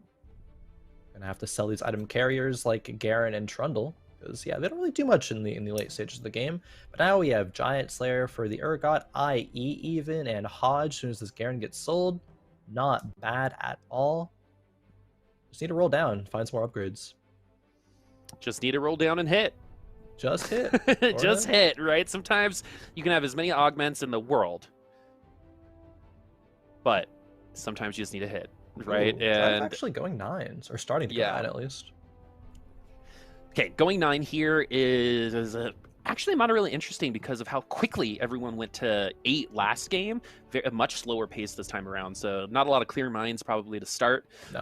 Our beginning economies, you know, from our early game have already started to either help us or hurt us, and you're seeing right now why Urgot needs items. You saw an Urgot literally throw toothpicks a little earlier. That time was a little bit better. Giant Slayer and Urgot, super good. Giant Slayer on Kaisa, super good. I think you're really going to see Giant Slayer Hodge a lot together because with that extra damage from the Giant Slayer, the Hodge is going to help you heal quite a bit. Yeah. All right, Jive going to be probably full leveling up here to level 9, I would imagine. Check what the Socialite Hex was. Ooh, Dim Dam Sum actually getting a lot of tier 3 Yordles right now. I believe the Tristana just got hit. Getting close to yeah, Lulu. there's a Chokad 3. Yeah. Just casually not doing amazing on the board. 44 HP though on fire, so maybe we can keep going forward. Kog'Maw for B Chris also gets leveled up, so that's getting a little bit stronger. How are these Yordles doing? We've got our Tristana 3 online, no problem. Our Poppy's online with the ZZ Rot and our extra damage from our Augment. This is all going quite well. Even the Jace is going to be helping out. The Urgot, though, is doing quite well. This is why you like Giant Slayer. Look at just auto attacks, just regular auto attacks, 400, 500 damage. The IE is going to be enough. Huge win. Urgot is like one of those, it either looks like he's overpowered or worthless type of units, in my opinion, because he can get bursted down. One of the better units to Zephyr as well, but that Urgot did its job. Yeah, now B Chris, I believe that was, not only has the Cho'Gath 3, but they have Malice 3 online. Malice 3, when that ability kills a unit, it spreads to 2 other units now. So a ton of damage that Malice Heart is going to be outputting. Socialite Hex is in the back middle. I like that a lot. It's not great for Urgot, but it is going to be decent for the Orianna. She's going to do a little bit of damage here. See if it's enough.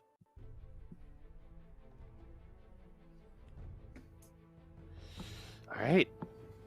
Okay, so the front line is pushed away, and we've got the Urgot starting to find some purchase right now with all of these items. The Bloodthirster is going to be really, really nice, especially if we are threatened by any of these units, which might happen when it comes to this Tristana, because we are starting on the Tristana. Chemtech has started to initiate. Bloodthirster shield is there. It's going to be Tristana against Urgot, and it's going to be the Tristana this time around. So, like I said, Urgot looks amazing, or he looks like he should do a lot more, right? Yeah. And that time that Urgot not really showing any extra purchase, as it's going to be a Chemtech spatch with the Tom Kench, which is like an amazing combo. That is pretty true. A couple of emblems. We have Enforcer and Scrap emblem. Probably not the ones you're going to want to pick up. Probably just going to be items that are picked up. Yeah. Only the Chemtech was picked up for the emblems. Hyperspace down at 2 HP. Red down at 3 already. Bottom 4 is going to be pretty tight of a race. Race to the bottom. So, excuse me, everyone. As Tom Kench appears on this shop, we finally do get even closer to tier 3. I think that is all the Yordles that we have. Yes, all 4 Yordles are tier 3.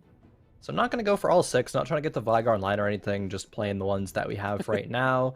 The Ziggs isn't amazing on its own, but it is going to give Scrap. It gives a bit of a shield, I guess, because we don't have any spare components. It's all right.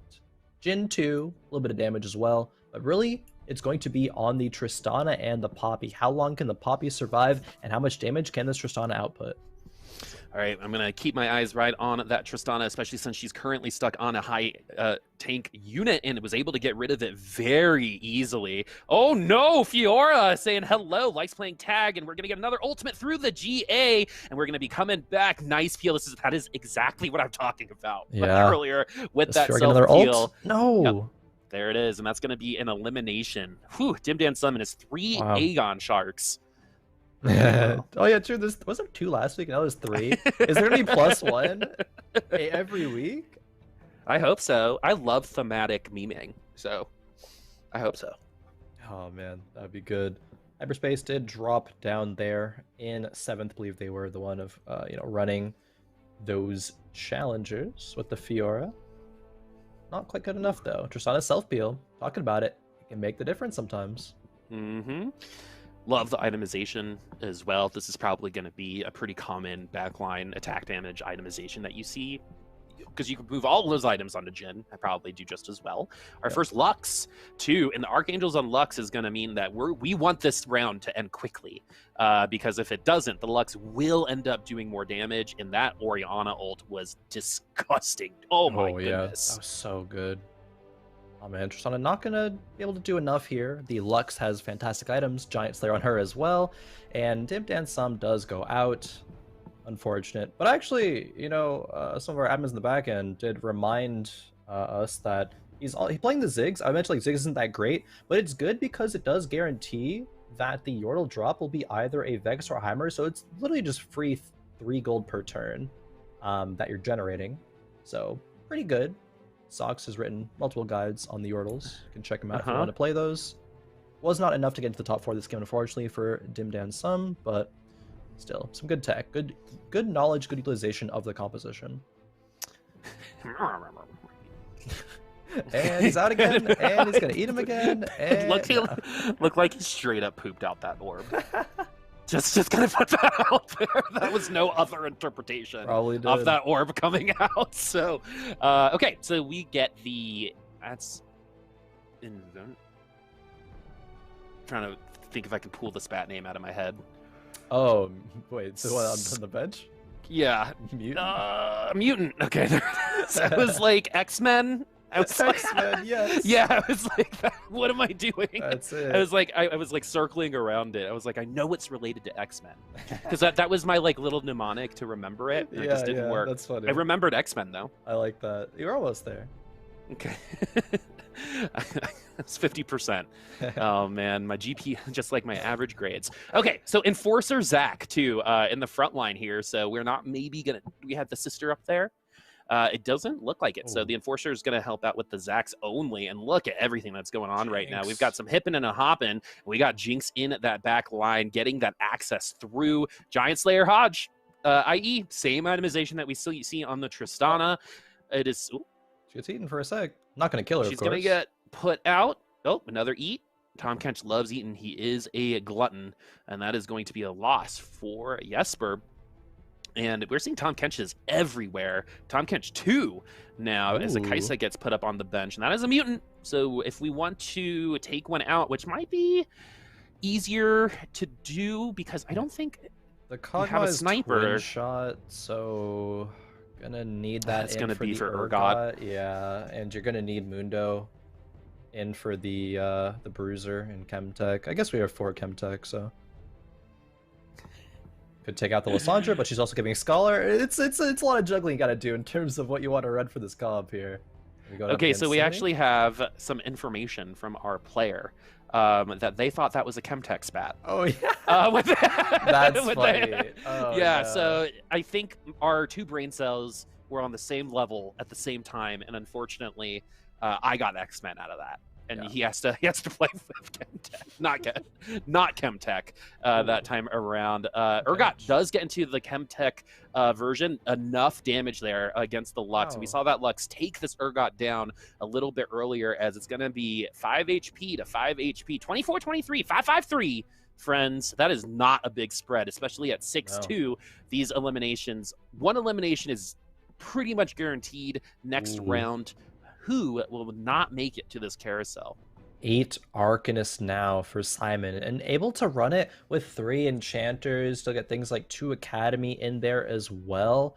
This is a strong board. This Lux, this Oriana, honestly, all of the Arcanists are going to be doing insane damage. Can Simon hang on? Did lose the last round.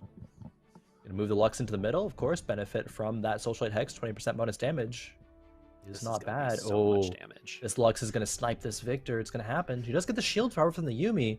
Oh! After she gets through the Seraphine. Okay. That Seraphine goes should be down. it. Okay, now the Archangels is getting stacked. Oh! She gets CC'd. Oh, it doesn't even get through a lot of that shield. That's going to be okay. Okay, so we're going to be fine. Lux is going to be cool. Lux is like Ari. It's just too stressful for me to play, right? Like just constantly looking at that mana bar fill up. Just not gonna do that. But all the power to you because it's very, very strong if you do commit. And we get a couple fun emblems here. We got Imperial and Sniper and Clockwork. So Sniper might actually help a couple of our boards in the back line, because some of our other snipers can sneak in, especially this Kog'Maw, and that Kog'Maw will end up being something that can produce some damage rather than just being a splash unit. Ooh, okay. Esper, I didn't actually realize earlier, but has a couple of cybernetic augments, so just components or items on things, give them buffs, give them some AD, some health. It'd be pretty nice. Jive and Thrive, the only player in this game who is safe of not getting one shot. Can't say the same for literally anybody else. 655 HP between the rest of them. See Jive and Thrive faces, because Jive and Thrive's board is real strong right now. 4 Enforcer 2 is going to CC 2 units at the start. That's a lot of units at this point in time, and I know that seems a little redundant, but it's true. When you don't have to worry about those 2 units, things like your Hodge Giant Slayer carry, right? 2 of them on this board are going to be A-okay, as that's a lot of green. Oh, that wait. Is gonna be one off of Jinx 3. Yeah, that is a huge win as well. And we have time. Jinx? Oh no, Jinx! Sell the board. Sell the board. Sell the whole board. Sell the whole board. Sell the board. Sell everything. Sell the whole board. At least sell the Yumi. Sell the Yumi. Okay, it's Halloween. Give us a treat, not a trick. All right. I want this treat. Give me the treat. You said you're jiving and thriving. I know. There's not a lot of thriving without a Jinx 3 right now.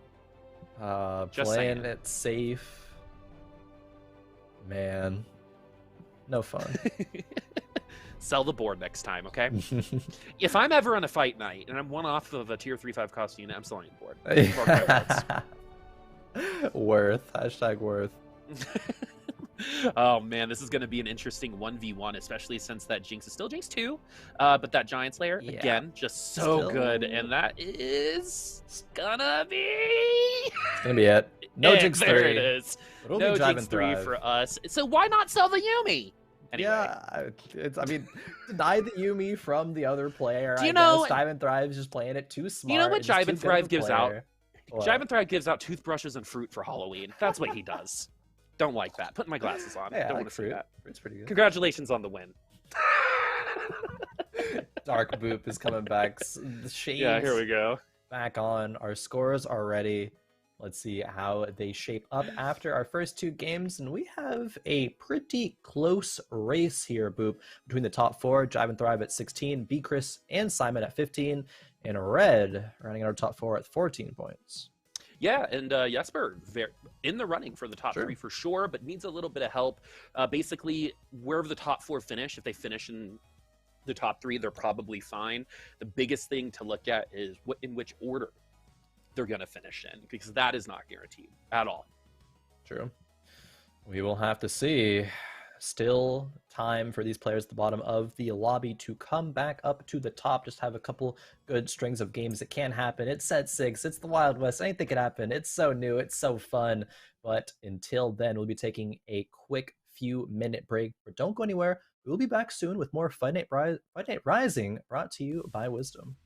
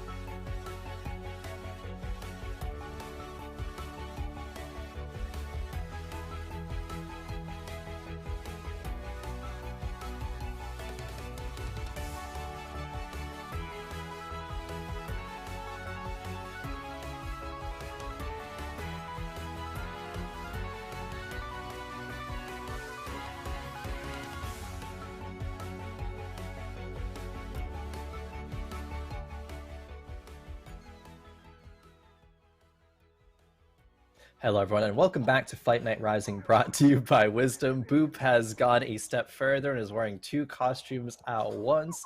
I love it. Steve, frontman, I Yep. guess we got going on here. Nice. Love it. Yeah, if Frontman was in the Life Aquatic, I think this is what he would look like. Yeah. Yeah, I think, you're working with something here. I think, maybe we can even go a bit further and get number 4. You get 3 things going on together. I believe It in your doesn't. ability to do that. It does. Let's go play marbles. Okay, so Oh, no. I know. I just got through that. I just wanted to show off that mask for a second. But yeah, I'm super stoked to be back, man. Like, these have been some really cool games so far. Yeah, they've been a ton of fun. I think seeing how these players are kind of working around what they're given, right? Because I almost want to like compare TFT Set 6 to like a roguelike game. It's like every game's gonna be different in the sense that you're gonna have new choices, new routes that you go down, and you get a little bit of experience every time to know what works and what doesn't. Start the game with Rich Get Richer. Feels pretty good. Clear Mind. We saw both those players go top 2 and get number 1, but you don't always get those options. You gotta always be ready to pivot and play more flexibly than I think players have been forced to play literally ever in teamfight tactics. And that is an important skill that if you're not already used to it, this is the time where you need to get used to it right now. Oh, 100%. I mean, like, there's going to be reasons to, force some things. Maybe you don't get good augments Yeah. at the beginning and you have to pick one of those emblems. But at the end of the day, how you get there is up to you, too, right? At any moment, anything can change. I mean, we saw a comp completely change in 5 rounds when we saw Simon Money. Cy Money or Simony, playing one thing and then completely pivoting a little bit later. Or, we've also seen that same player hit 7 HP and then top 4 before the 3rd augment. So that was crazy too. There's a lot of changes happening, and it's very obvious that the players are still discovering what can be good, but we have definitely landed on a couple things that definitely are good. High HP targets, Hodge Giant Slayers, the item combo, those have been the 2 most common things I feel like I've seen. Oh yeah, 100%. You actually reminded me, like Simon in game number 1 was in a really, really honestly just like terrible spot and able to stabilize to get to 3rd and do it while pivoting the full board away from assassins and then onto Yone and the challengers was really, really impressive. But now we're starting up game number 3 here. Boop, our halfway mark has been reached, and now we get to the crunch time for some of these players. Jive and Thrive, our winner of last game, is currently in the lead of all of today, but it's only a 1-point lead. And it could be overtaken here soon. Trying to relax seems like it's more of an act than anything else. I'd be freaking out if I was him right now because of it's close, right? And being in the lead for anything can be a really challenging experience. Again, it's tougher to stay in the lead than take it over, in my opinion. We'll see what happens, especially since 4th place is 3 points away from 1st place. So there's a lot that can happen, as I think this might be the first Camille we've seen today.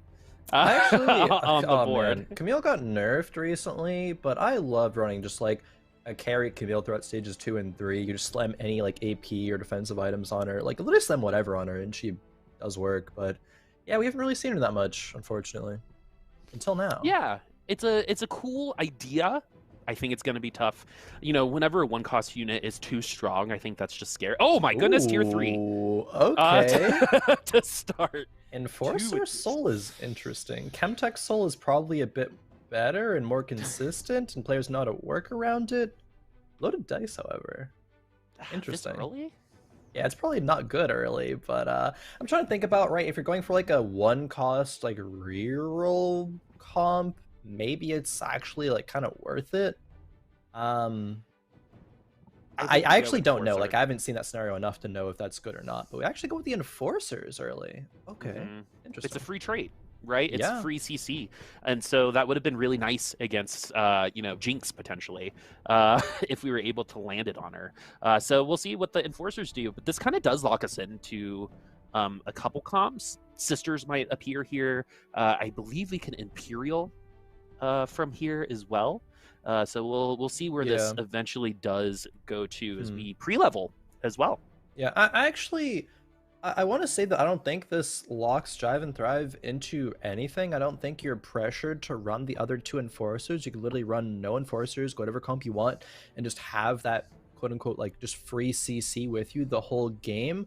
I don't think I expected Jive and Thrive to pick it though. I kind of, especially with the Warwick already on the field and with the Twitch there on the bench, I kind of expected the Chemtechs to come into play.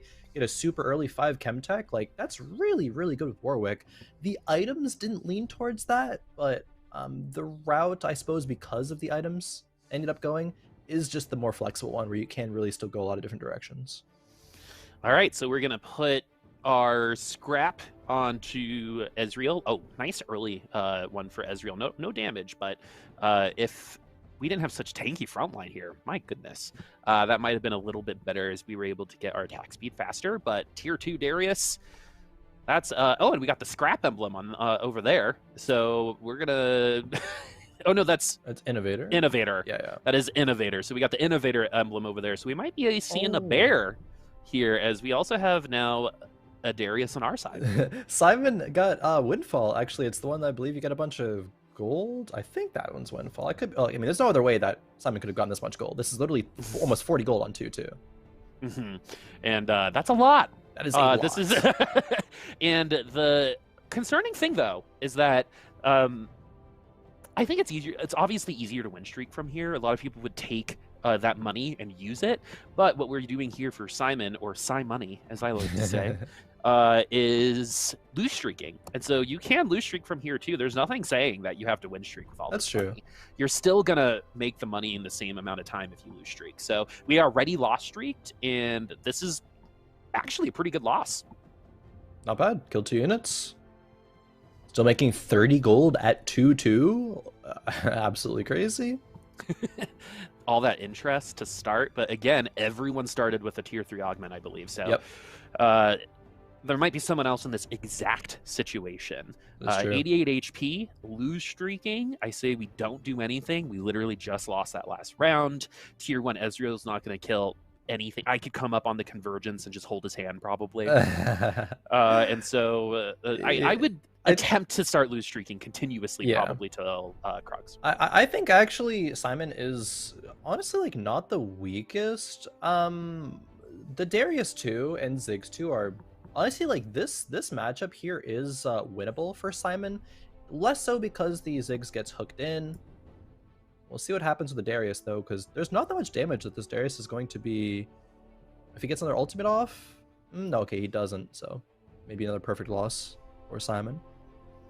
Ooh. Oh, We'll yeah. see. Oh no, that Graves ult was awful. Yeah. Okay, perfect loss. Titans will win out for sure. Perfect loss, like you said. 86 HP and getting to pick potentially first. I think we picking first. So we are gonna pick first. Oh yeah, the little tacticians, the little legends. You can be the Vi, Jinx, or Echo now. Yeah, and that crazy duck that Chris is using. We had a whole 5-minute conversation about that duck earlier. Yeah, if you guys know what I'm talking about, go look up Honey Buzz Duckbill on PB. It's nightmare fuel. Absolutely hate it. I love it, but I hate it. To know the design process behind a duck with no eyelids, also in a onesie, carrying a wrench, because it's perfect. Like I love the honey. Like I feel like Vi was a little legend. I might end up looking like that. I wouldn't want to look like that, but I probably would end up being the Honey Buzz Duckbill. Oh man. And for some reason that just feels right, correct? Yeah. All right, so something that I also wanted to point out is we're not getting any Blitzcranks in the late game. I remember back in set 2, Blitzcrank's first appearance as a 2 cost. Like you would literally just do Blitzcrank 1 and put him on the field because it messed with. We actually had 1 less row back then, right? No, but at the end of the day, not a lot of them at the end of the lobbies because they're just so predictable. At this point, we should just be really good at it.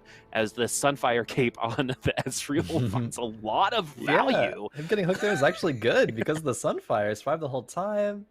It was kind of nuts. And B-Chris making use out of this double Thieves Gloves in the early game. Picked up that augment. And yeah, not bad.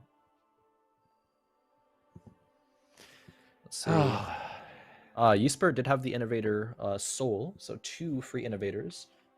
Only need to play the Heimer to get value. And wow, that's a Deathblade Slam, actually. which honestly doesn't really get that much value unless it's on what, like an Urgot IMO. Maybe. Yeah, the Deathblade definitely isn't something that you see like ever. Really. I just don't really, if it's not gonna stack, right, it just kind of hits me as an early game item. Yeah. Because in the late game, what is it gonna offer you, right? It is gonna be a little bit of extra damage, but it doesn't seem like they need it. But I think a Giant Slayer Deathblade IE combo could be pretty gnarly. Giant Slayer Deathblade IE. It would certainly be a lot of damage. Or Hodge. It would be Hodge instead of IE. Maybe don't need Hodge if you get a like Celestial Blessing where you have the healing already. Okay. We'll see, depending on what other augments we get, other items, of course. Ysper being the only member to win streak until Krugs. Yeah. I mean, it does guarantee a couple kills, right? I think in the early game too, because anyone going up against a Deathblade as a tier 1 unit will probably get taken out. So if you're lose streaking, you're going to be lose streaking by 1 less unit. If you're going to put it on someone like, who would it be really good on? Probably our mercenaries, to be honest with you, to get some of that early gold, especially like with Gangplank and stuff. So that's how I would probably use it most often. We haven't really seen many mercenaries. Okay, the orb does give a tome. You were very excited about it. I want more mercenaries. I love it. I want more tomes. I'm gonna pass up on the Scion. Don't quite know what the mutant buff is, I don't believe.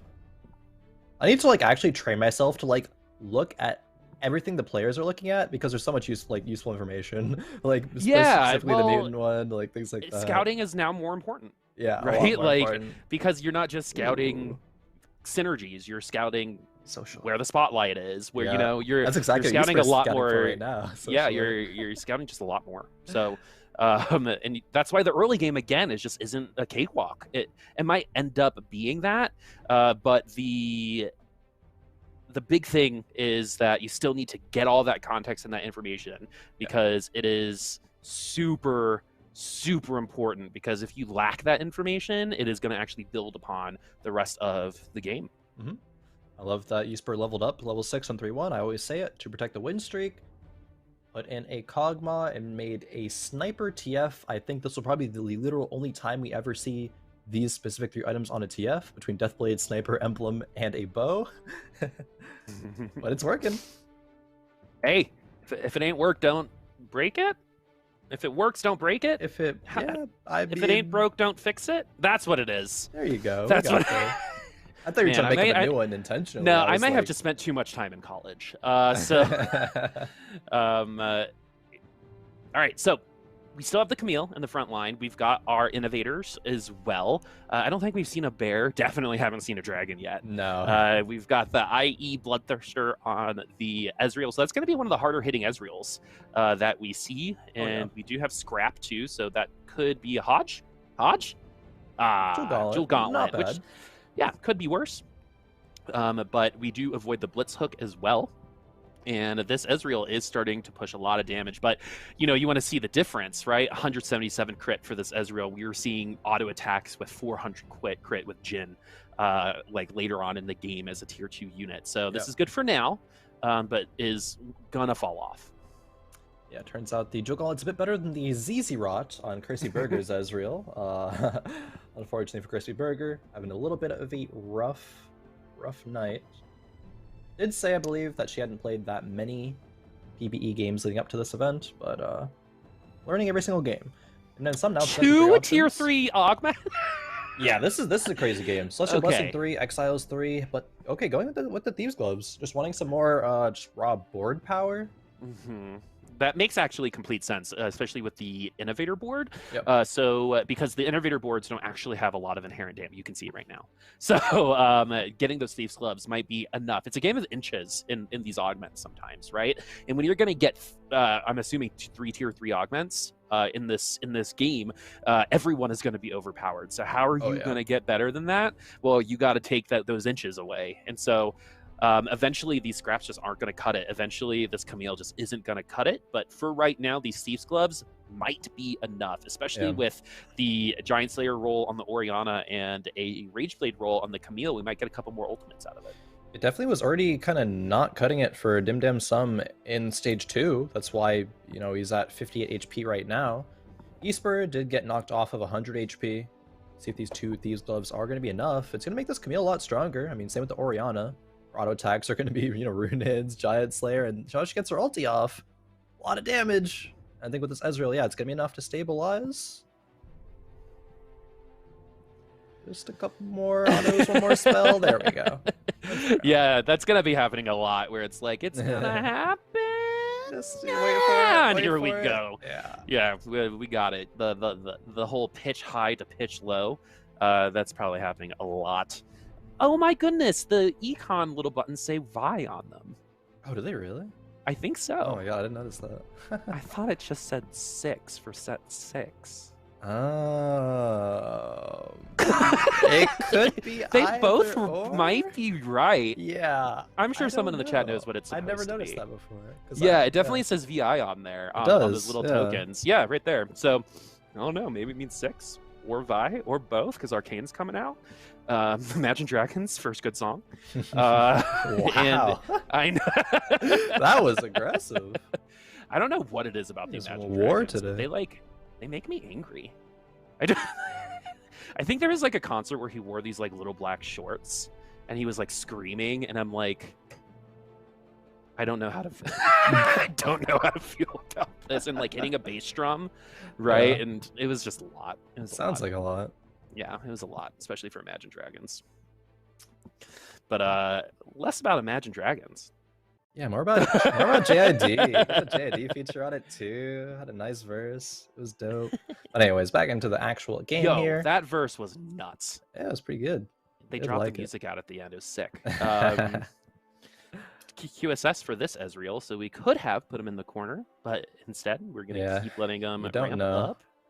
Exactly.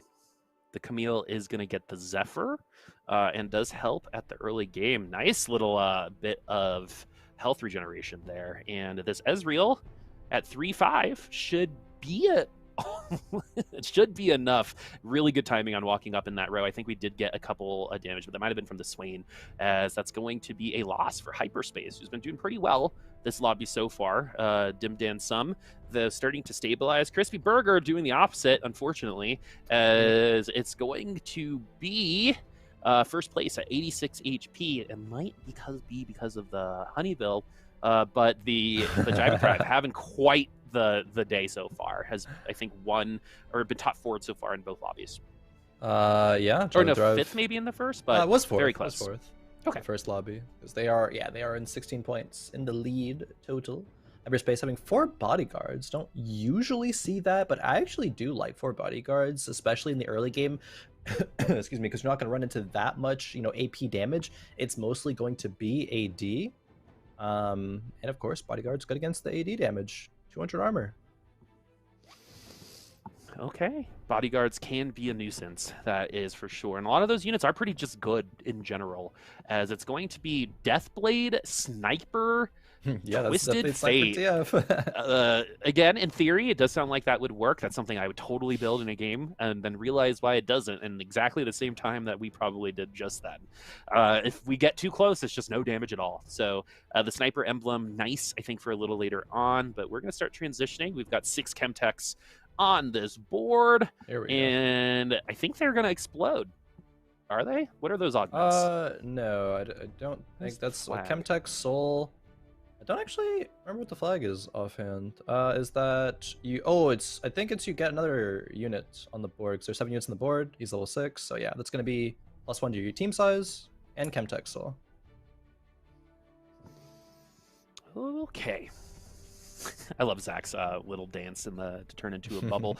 All right, we do have some good items too. We've got the Giant Slayer that has been on both AP and AD units so far. We've got a lot of AP damage potential on the board, but everything that's tier 2 are tanks, so we can't quite use it. Other than that, Victor is going to be coming through. That crazy. Is going to be a Giant Slayer on that Victor. Probably a hat as well. But that third item will be up be the to Archangels. red here. Yeah. Oh, it's got to be. Archangels is so good on Victor. That's what this is pretty close to best in slot, actually. Yeah. Okay, it's Oh, gonna be actually okay. Dying Spark. I mean, that's gonna be really good for the Victor as well. Yeah. We can go something Might like end a up Shojin's being later. more valuable. Yeah, Well, at the end of the day. Already having 9 Chemtech in on level 7 because of the Chemtech soul. This is crazy. Man, I don't remember the last time we had a 9 trait appear ever, like completed. I think 8 is the highest we've ever gone. Yeah, I want to say there was 9 in the past. I don't remember what it was. Infernal. Though. Wasn't there 8 Infernal or 9 Infernal? Ooh. That was, I don't know. Might have been that, yeah.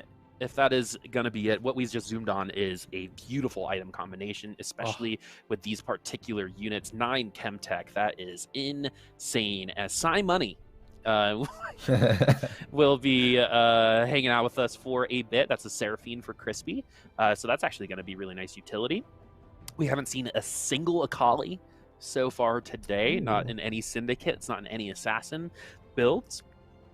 But this is going to be Academy here, which is actually usually going to be a Lux build. These are great Lux items. BT dubs, i.e. Jewel Gauntlet, good on every AP carry. The blue buff is going to help get us to that first one better. I'm a little concerned because of the lack of Archangels, but hopefully the crits are going to compensate for that at tier 2. At tier 1, maybe not. Yeah, tier 1 Lux definitely feels like it leaves a bit to be desired, but if she starts chaining some kills together like she will soon, it might be enough. Yone actually ended up taking out the backline carry from Crispy Burger. Both carries actually down for both sides. I think it'll be Crispy Burger with just raw tier 2 unit power. Taking it if Jonna can ulti. She can. Can Seraphine ulti? No, okay, it is going to be Simon. Yeah, both Janna's ult at the same time, so it was a net neutral at the end of the day. I'm so excited for this last augment. I'm like, oh, it's coming soon. Couple more rounds. rounds. I'm like fiending. The 2 more rounds feels like it's forever How strong away. are they gonna be? I know. When was the last time we've seen this many people at this high of a level this early on, right? So what design-wise, what this means is more people are going to be able to experience tapped power comps, which is going to be great for onboarding people, right? Because I know a lot of beginners don't ever get to this point.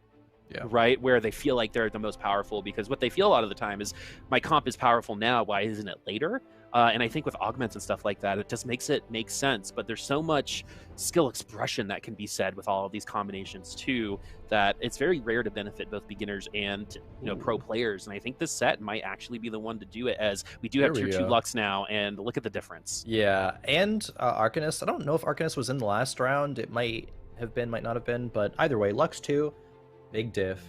Now we see Simon start to pop off. Crispy Burger. Oh, survives for now. Okay, might be dodging 8th. And some also wins as well, though. So it's wow. Okay, this is the bot 4 players all winning and the top 4 players all losing.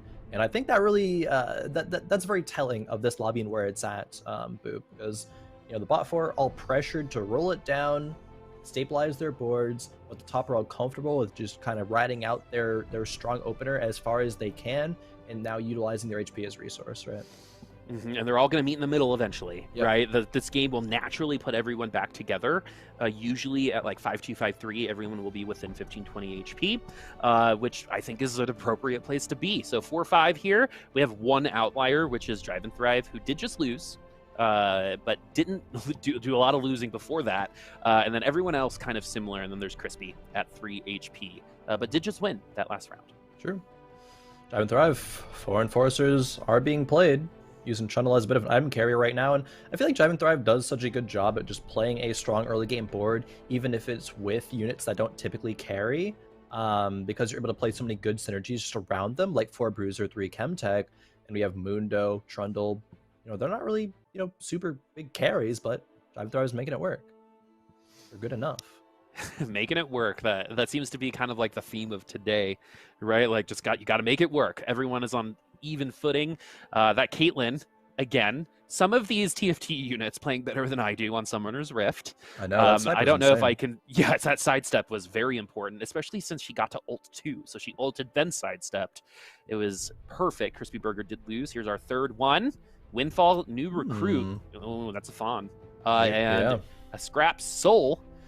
So your team counts as having 2 scraps. So Yeah, could have forced scrap. Probably not though. It's probably not going to go there. It's probably new recruit is probably going to have the most value. 30 gold's as a lot of well. gold.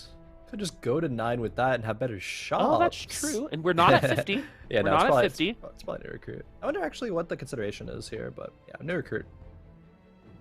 There we go. Get to maybe put another socialite. Oh no, excuse me, Tarek is already in. Never mind.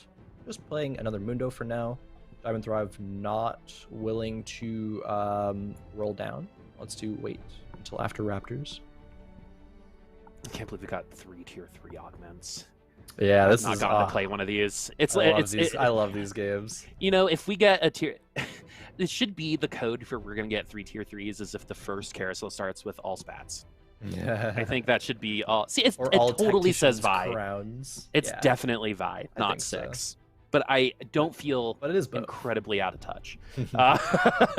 Okay, so nice hook on the Blitzcrank, actually. I wonder if the Deathblade change was because of Blitzcrank, because remember the old play was pull in someone, get a stack on your Deathblade on whoever Blitzcrank pulls and stack from there. Yeah. So, you know, Another that's factor. something to consider, especially since that was like how you use Deathblade back in the day. But with that change, you still might be able to do the same thing, but not again have as much late game presence as we do get our Mundo 2. Yeah, that's one of those big upgrades. Especially because Red just got Mundo 2 the previous round, so a lot of Mundos, in fact, half of them are already out of the pool, regardless of if anybody else, you know, is running Chemtex, which I forget who our Chemtex Soul player was. Might have been Beat Chris, might have been Red. 9 Chemtecher. Yeah, there was a 9 Chemtech player. There's Hyperspace running a Victor 2. No Chemtex, however. Oh, Golden Ticket. Oh man, that's such a fun augment to have.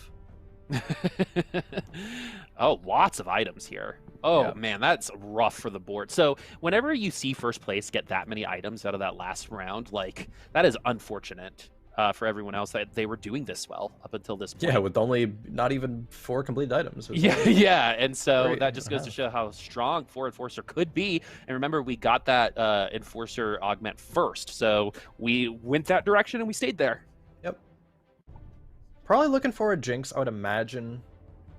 Jive and Thrive is going to probably make a Rage Blade, and actually, I'm not sure. Probably Rage Blade Hodge, but we'll see. There's the Rage Blade. Considering more as they face up against Red. Ooh, man, I think Zach needs a little bit of help. Or unless Zach is meant to die and just explode with the augment. The ult was bugged, I think, until like yesterday. Yeah. Or maybe even this morning. I know they changed it a couple of times. Like yeah, it wasn't doing damage or something like that. And so now everything's going to work out properly. 2 Reforgers here, which is actually really nice for the 2 Thieves Clubs, potentially. Or whatever we have in the front line of like a Warmogs for Uni. That could switch into something else. We've got 2 Zephyrs as well. So this is going to be some... This is where skill expression really comes into play, is when you have to do a lot before the round, like the 3 seconds of prep before a round. So we'll see if we're going to be able to get both Zephyrs in on time and where they're going to go, because there are some frontliners that need to be Zephyred in this set for sure. Sniper? Right. Seraphine there. Interesting. Yeah, Jhin in the backline. Jhin has a Shiv, which obviously isn't a great Jhin item. The other 2 are going to be solid, but not if it gets CC'd by the Yuumi. Now finally Jhin getting to... Oh, actually takes out the Fiora. Damn some. Not going to be feeling good about that one. Also, Braum, that's going to take him out. In what place is the question? Is it going to be 7th with that board? That board was pretty good. Maybe not. Red might fall here. Yeah, Red was only level 7, I think. Is still level 7. Uh-oh. Wait, Mundo? No. Mundo? Oh. Oh, hey. He started playing the game again. Nice. That was, That was some, like, legitimate BM from TF, like, from that Mundo. Like, that's, again, what you would do in a real game when you, like, pretend to DC, right? Yeah. And then walk back into the fight. I feel that. Red now solidified in at least 6th place because of that last win. Thank goodness we got that win, because it looks like we had been losing beforehand. We got the Orin item as well, so that looks like a Muramana on Victor. 6 snipers as well, 7 innovators. Oh, There's a dragon coming, folks. We get the dragon. The dragon is here. So everyone seems to be getting all those chase traits right now. So that is because of our tier 3 emblems or augments, and that means that a lot of us got free traits. Dragon is here, folks. I expect that to be a little bigger, to be honest with you. Yeah, it does a lot of damage. It also has a fear as well. It doesn't really seem like it's doing a lot right now, but it is. Just trust us. Yeah. It has a lot of health too. Another reason why Giant Slayer is the name of the game. Nice synergy there. Unfortunately, these Chemtechs are kind of crushing it. Yeah, right they're now. perma-regenning, perma-damage reduction because 9 Chemtech leaves on indefinitely. What's the Chemtech's worst enemy? Overtime. Yeah, true. Unfortunately. So if that lasted forever, I actually think Mundo takes that. Unfortunately, they don't. And we lose because of overtime when all the healing gets neutered. Yep. Some more emblems here. We have Arcanist. We got some Mercenary. Scrap, Enforcer. Oh man, it could be 4 Enforcer for Jive and Thrive with only playing 1 actual Enforcer. That'd be Chris. Gonna be the one to take it. 4 Scholar, 6 Innovator. Carry is currently Heimerdinger. Ooh, that's a big upgrade. We also have a Enforcer Spat just hanging out right now. We might want to get some stats on it. Okay, so we are going to get some stats on our Lysandra. Yep. Galio 2. A lot of strong boards. Yeah, a lot of strong boards. This is where like I would get again. We knew this would happen, right? We've got 3 tier 3 augments. These boards were gonna get capped out much sooner, and if you just weren't gonna get there, you're done. That's why we've got 3 people eliminated right now. You had to keep up with the main field, right? If you fell behind the peloton, if I'm using a biking term, then you fell too far behind. Yep. Interestingly enough, that Janet will actually save someone from some Heimerdinger rockets, but not enough there as this Singed does end up going down, but unappreciated unit, that Singed. In my really good CC for a tier 1 unit. For the type of unit that it is, I think it does give a lot of value, as it's going to be Giant Slayer Ionic on the Jace, and he's going to be under the spotlight. Because if I was a TFT unit, Socialite would 100% be one of these traits. That's fair. I can see that for sure. Yeah. Make sure you dress up real nice. Look fire, and then you get the tag. Yeah, I'll have the Socialite. I'd probably be closer to Tarek. I'd want to be Jace, but I could be closer to Tarek. He's gonna get Zephyr here in the start of this fight. And okay, we see the Innovator board again. I was just gonna bring up, it doesn't like look like this Innovator board is that strong as they all fly into the air because of Galio, and okay, they're not that strong when it comes to going up against a double Gauntlet Victor. They all actually evaporated. But Chris was winning a lot of rounds just based off of the power of Scholar and Mana generation, just the Dragon, and a bit of Heimerdinger, right? He was still doing work just because of how much the rest of the units just tanked and bought time. Right, time is such an important resource, right? Yep. It is. In TFT, time is huge, right? There wasn't enough time for units like Kale in previous sets to do anything other than get 6th, right? So providing time for your units, especially something like Victor, which it feels like he takes a full-on nap before he ults, right? You have to make sure you get that time, and having those tanky units in the front line is how you do it. Galio is a very good unit, a lot of CC, and especially with a lot of the support coming around here as well, we're getting closer to a Bill Gates comp at this point in time, especially with that Enchanter. Maybe we just saw Solus's tweet. Yeah, pretty much there. There was 4 legendary units being upgraded. For Simon, it's going to be still with that Lux. Very good Braum itemization as well.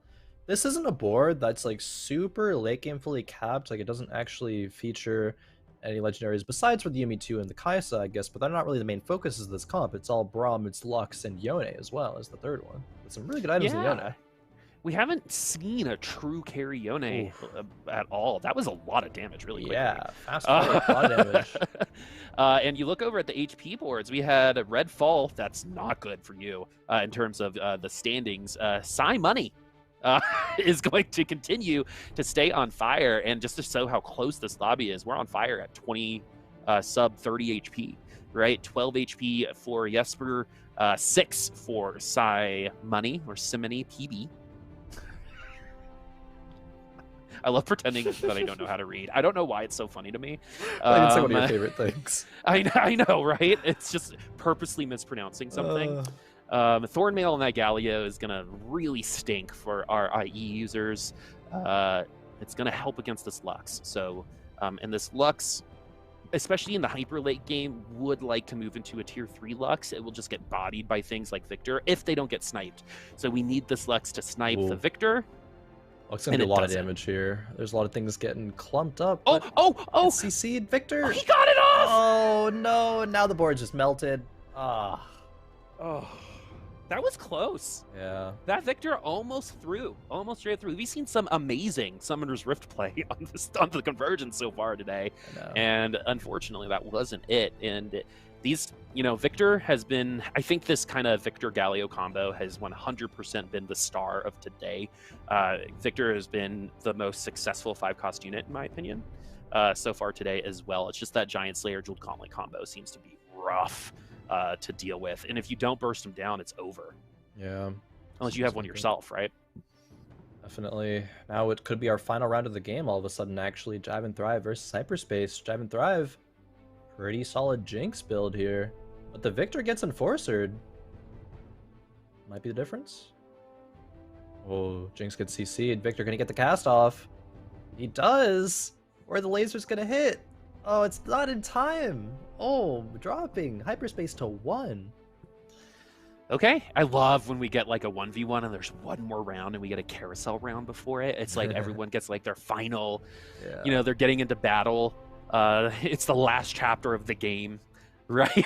And we finally get to see what peak TFT could look like. This is it for this lobby. It will end right here at this round. And is it going to be our Bill Gates comp that we see on this board, or getting close to that Bill Gates comp? If y'all are confused, Bill Gates was formerly known as the PIBA comp, and it's a bunch of high cost units together, not necessarily with a ton of synergies. Yeah, a lot of 5 costs featured in both compositions. See what this Jinx can do, and if the Victor can cast, that's the big thing. How can we let that happen? Jive and Thrive, hands off the keyboard, just praying. All right, if he loses, it's because he's not rooting for America enough. That has nothing to do with the play. Oh man, that Jinx ult was pretty big, especially with Victor? the JG. Oh, lots of lasers going everywhere. There's a lot more green on the board. Jive and Thrive will get the second win in a row. 8 HP this time. A lot of these games going to single-digit HP at the very end. And we're going to have one more lobby to decide who it looks like might be second or third, as Jive and Thrive probably does develop a little bit of a lead after this game. Yeah, that one was pretty decisive for Jive and Thrive. Still needs to, dodge an 8th place in the final game. And I mean, Boop, there are the trends of you're leading all the way up until final game, then you might just drop a bit too soon. But let's go ahead and look at the scores, see exactly where all these players need to place. Jive and Thrive, of course, in first with 26 points. Simon in second with 21. B. Chris in third with 19. And then when things get a little close here towards the bubble, Red on 17 points, Jesper also on 17, Hyperspace on 13.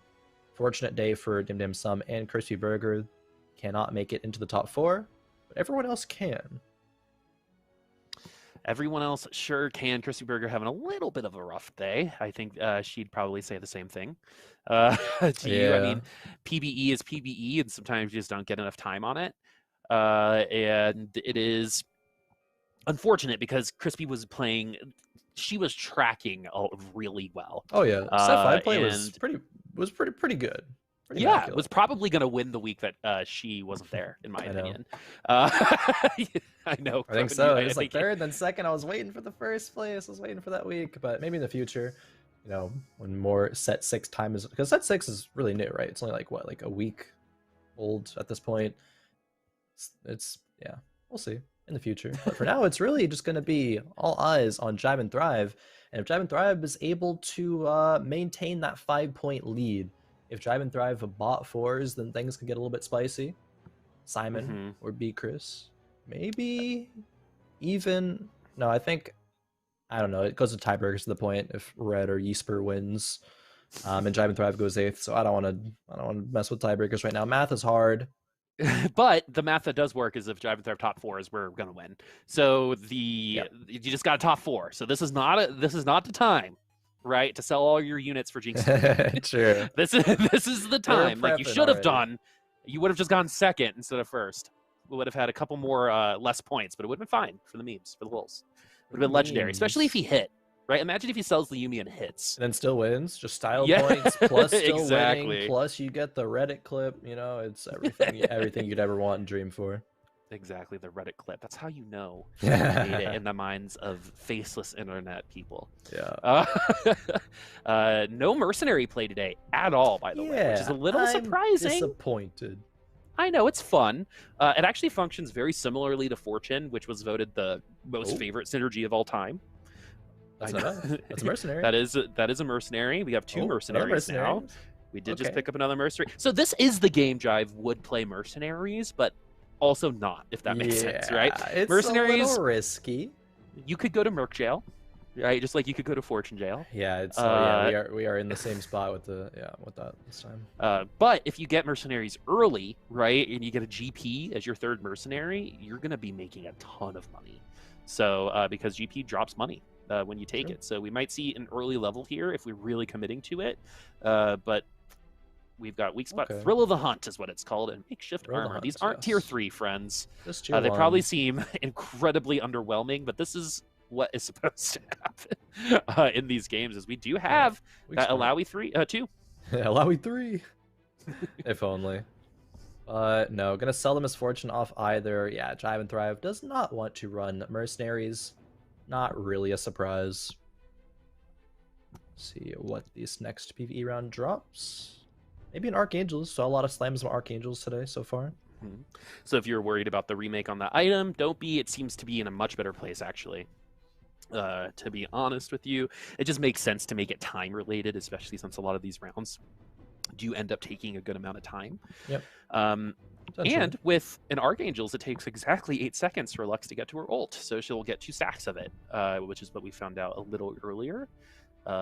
We get a sword here, so that can be a Zeke's, a Shojin's, or a Redemption. Most likely nothing of the sort. Yeah, we saw a Redemption slam in game 1. I do remember, and it looks like the hover was it did confirmation did make the Redemption.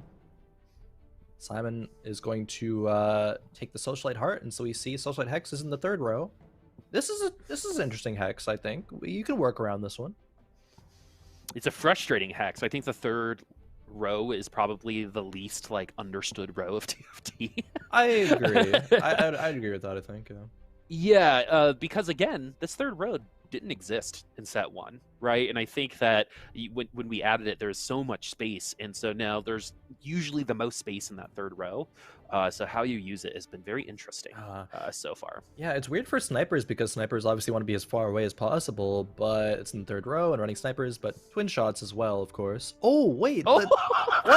Dogma. Passing the friendship test with Caitlyn. That's crazy. Eats the bullet.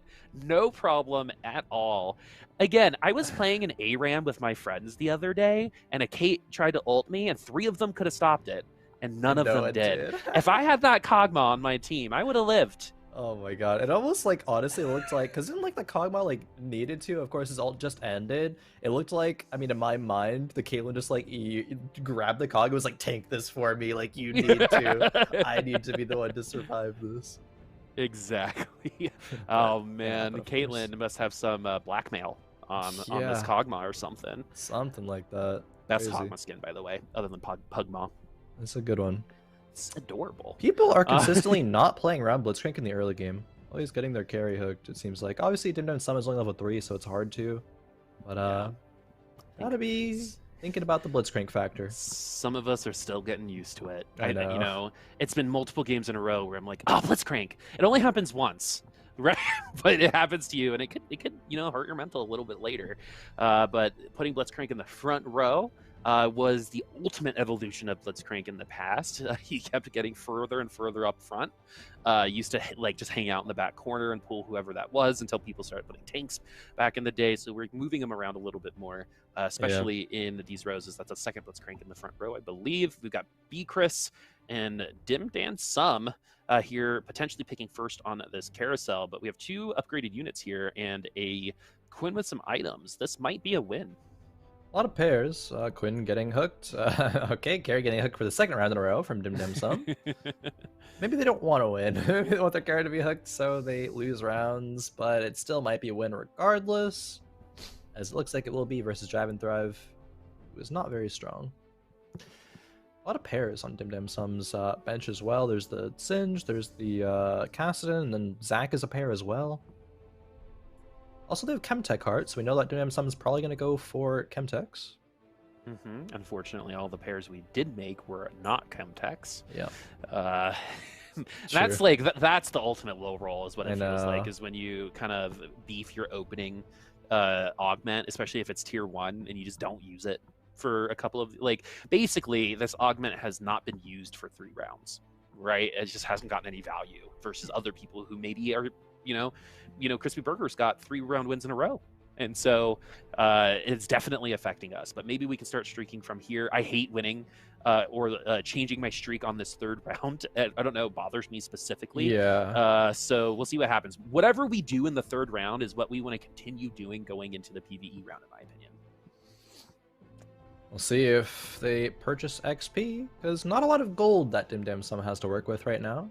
Leveling up would be basically saying, I'm not going to make 10 gold right now. It's going to be putting us behind a pretty sizable amount.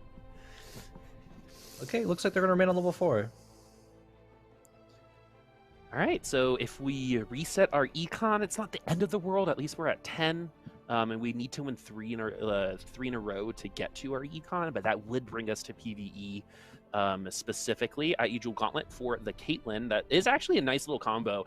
Usually when you see IE Jewel Gauntlet, it's not on people who can use it for their auto attacks as effectively as someone like Caitlyn can. And these snipers, unfortunately, our ult does lock us out, and it's single target. Nice Camille ult. That might have been enough. Kog'Maw. Oh, the shield. That's why Camille's pretty good. As soon as she casts her ability, the shield is already there.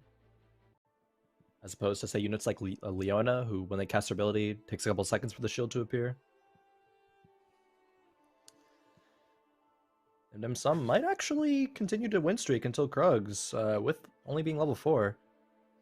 Wait, Crispy Burger's 4-streaking with this board? That's crazy. I mean, okay, I guess it's 3 Chemtech, it's Twitch with blue buff, so we cast a lot. Augment. It's not, yeah, Scrap Augment, so Ezreal gets an item. It's not actually, like, bad, it's just... It's level 4, basically, which is the thing that I was, thinking of. And actually, Crispy Burger is 1 off of Twitch 3. Yes, we have 8 Twitch eye. 8 Twitchies. 8 Twitch. With blue buff. I know. This is probably one of the worst ultimates in the game's Twitch. But that's on purpose, because if it was good, it would be incredibly overpowered. And it's good in the early game. It just really has a hard time later on. At least it does go through a couple units, but does fall. And this is going to be Tristana versus Blitzcrank. I wonder if our peel is going to end up working out. I don't really feel this. Network cannot do it, unfortunately. Actually close to being a win for Crispy Burger, but not able to make it work out. Another Warwick is pretty good. Is she gonna roll for... I mean, okay, next round I would roll to try to hit the Twitch 3. Because it's not like you're gonna hit Singe 3 from this point, or any other really 1 costs. I wouldn't expect, at least. So I think Crispy Burger's probably just gonna hit the Twitch 3 and then just level up normally. Use it as just a strong board. We'll see. I'm actually really curious to see how much Crispy Burger is willing to roll down. And this is usually a comp that can do well in the early game. Twitch as a Chemtech is a splash. Same thing with kind of like the Assassin. You're not going to get a ton out of it. We did top frag there, but that is not going to be the case once we get some better units on the board. 39 gold, one away from that 40. We decided to spend a little bit of it. Yep. So Crispy, I mean, we only need one more Twitch. So we're about to go to level 5, which is still a pretty high chance for the Twitch. So I don't think we need to roll anymore, but we will anyway. Hitting it now would be nice. Throw in! Hitting it now would be nice. All right. Go buy a lottery ticket. I know. It's something. I gotta do some. You're like 3 for 3 now. I know, it's crazy. I was like stun-locked by the idea of is Chrissy Berger gonna get baited into trying to roll now for a Singe 3 because she's 3 away from that. And I don't think that Chrissy Berger should. It's probably not the play, but this Twitch is. I want to say doesn't win this round. Ah! Oh, he's blind. Yeah, oh, I got disarmed by the Graves, but still won. It was close. Twitch 3 though can top frag, especially this early. Oh yeah. Again, Another Singed. Yeah, spray and pray does hit everyone, and because he's an assassin, he can actually position really well in the corner, but can whiff. Definitely can whiff. As like you said, we're actually really close to a Singed 3 as well. Man, this would have been the round to do the 1 and 2 cost champs get extra attack speed. Featherweights? Yeah, featherweights. Would have been pretty nice. I guess a blue buff Twitch, it's not like as effective, I suppose, because more centered around casting as opposed to just auto attacking. But it still would have been good, however, of course. Chris having a cog 2 that's early is really good. Especially with Rageblade. This was a very popular comp, like when things kind of all started. I think when you see Kog'Maw in every iteration, he's used Rageblade. Even when he was a... Oh, what was Urgot and... they were red and black. Oh, never mind. Battlecast. Yeah, so reminds me a little bit of that as we get another tier 1. Binary drop. Socialite Heart. Phony Frontline. Binary drop is very interesting. I actually really like that augment a lot. It's going to give you power over the course of the game, but I think the big thing is that it's going to give power right now to this Kog'Maw. I don't think you need the component to be completed to give you that third item. And as soon as you get one more tank item for or tank component even for the Poppy, same thing. Just 2 free complete items is basically like having a Thieves' Gloves, but it's going to get even more value down the line as well. Yeah, and it's not as restrictive as Thieves' Gloves can be. Yeah, exactly. Pros want components, they don't want completed items, right? That is always going to be the case. Components are always more flexible than completed items. They're just inherently, once you complete an item, like you saw it, like even from one of our augments with the Enforcer augment, that's how you win, right? And so you complete the item, like this Rageblade, now you're committed to a Rageblade carry. So we are able to do that here because we have some good synergies as well, and the sniper is definitely gonna help.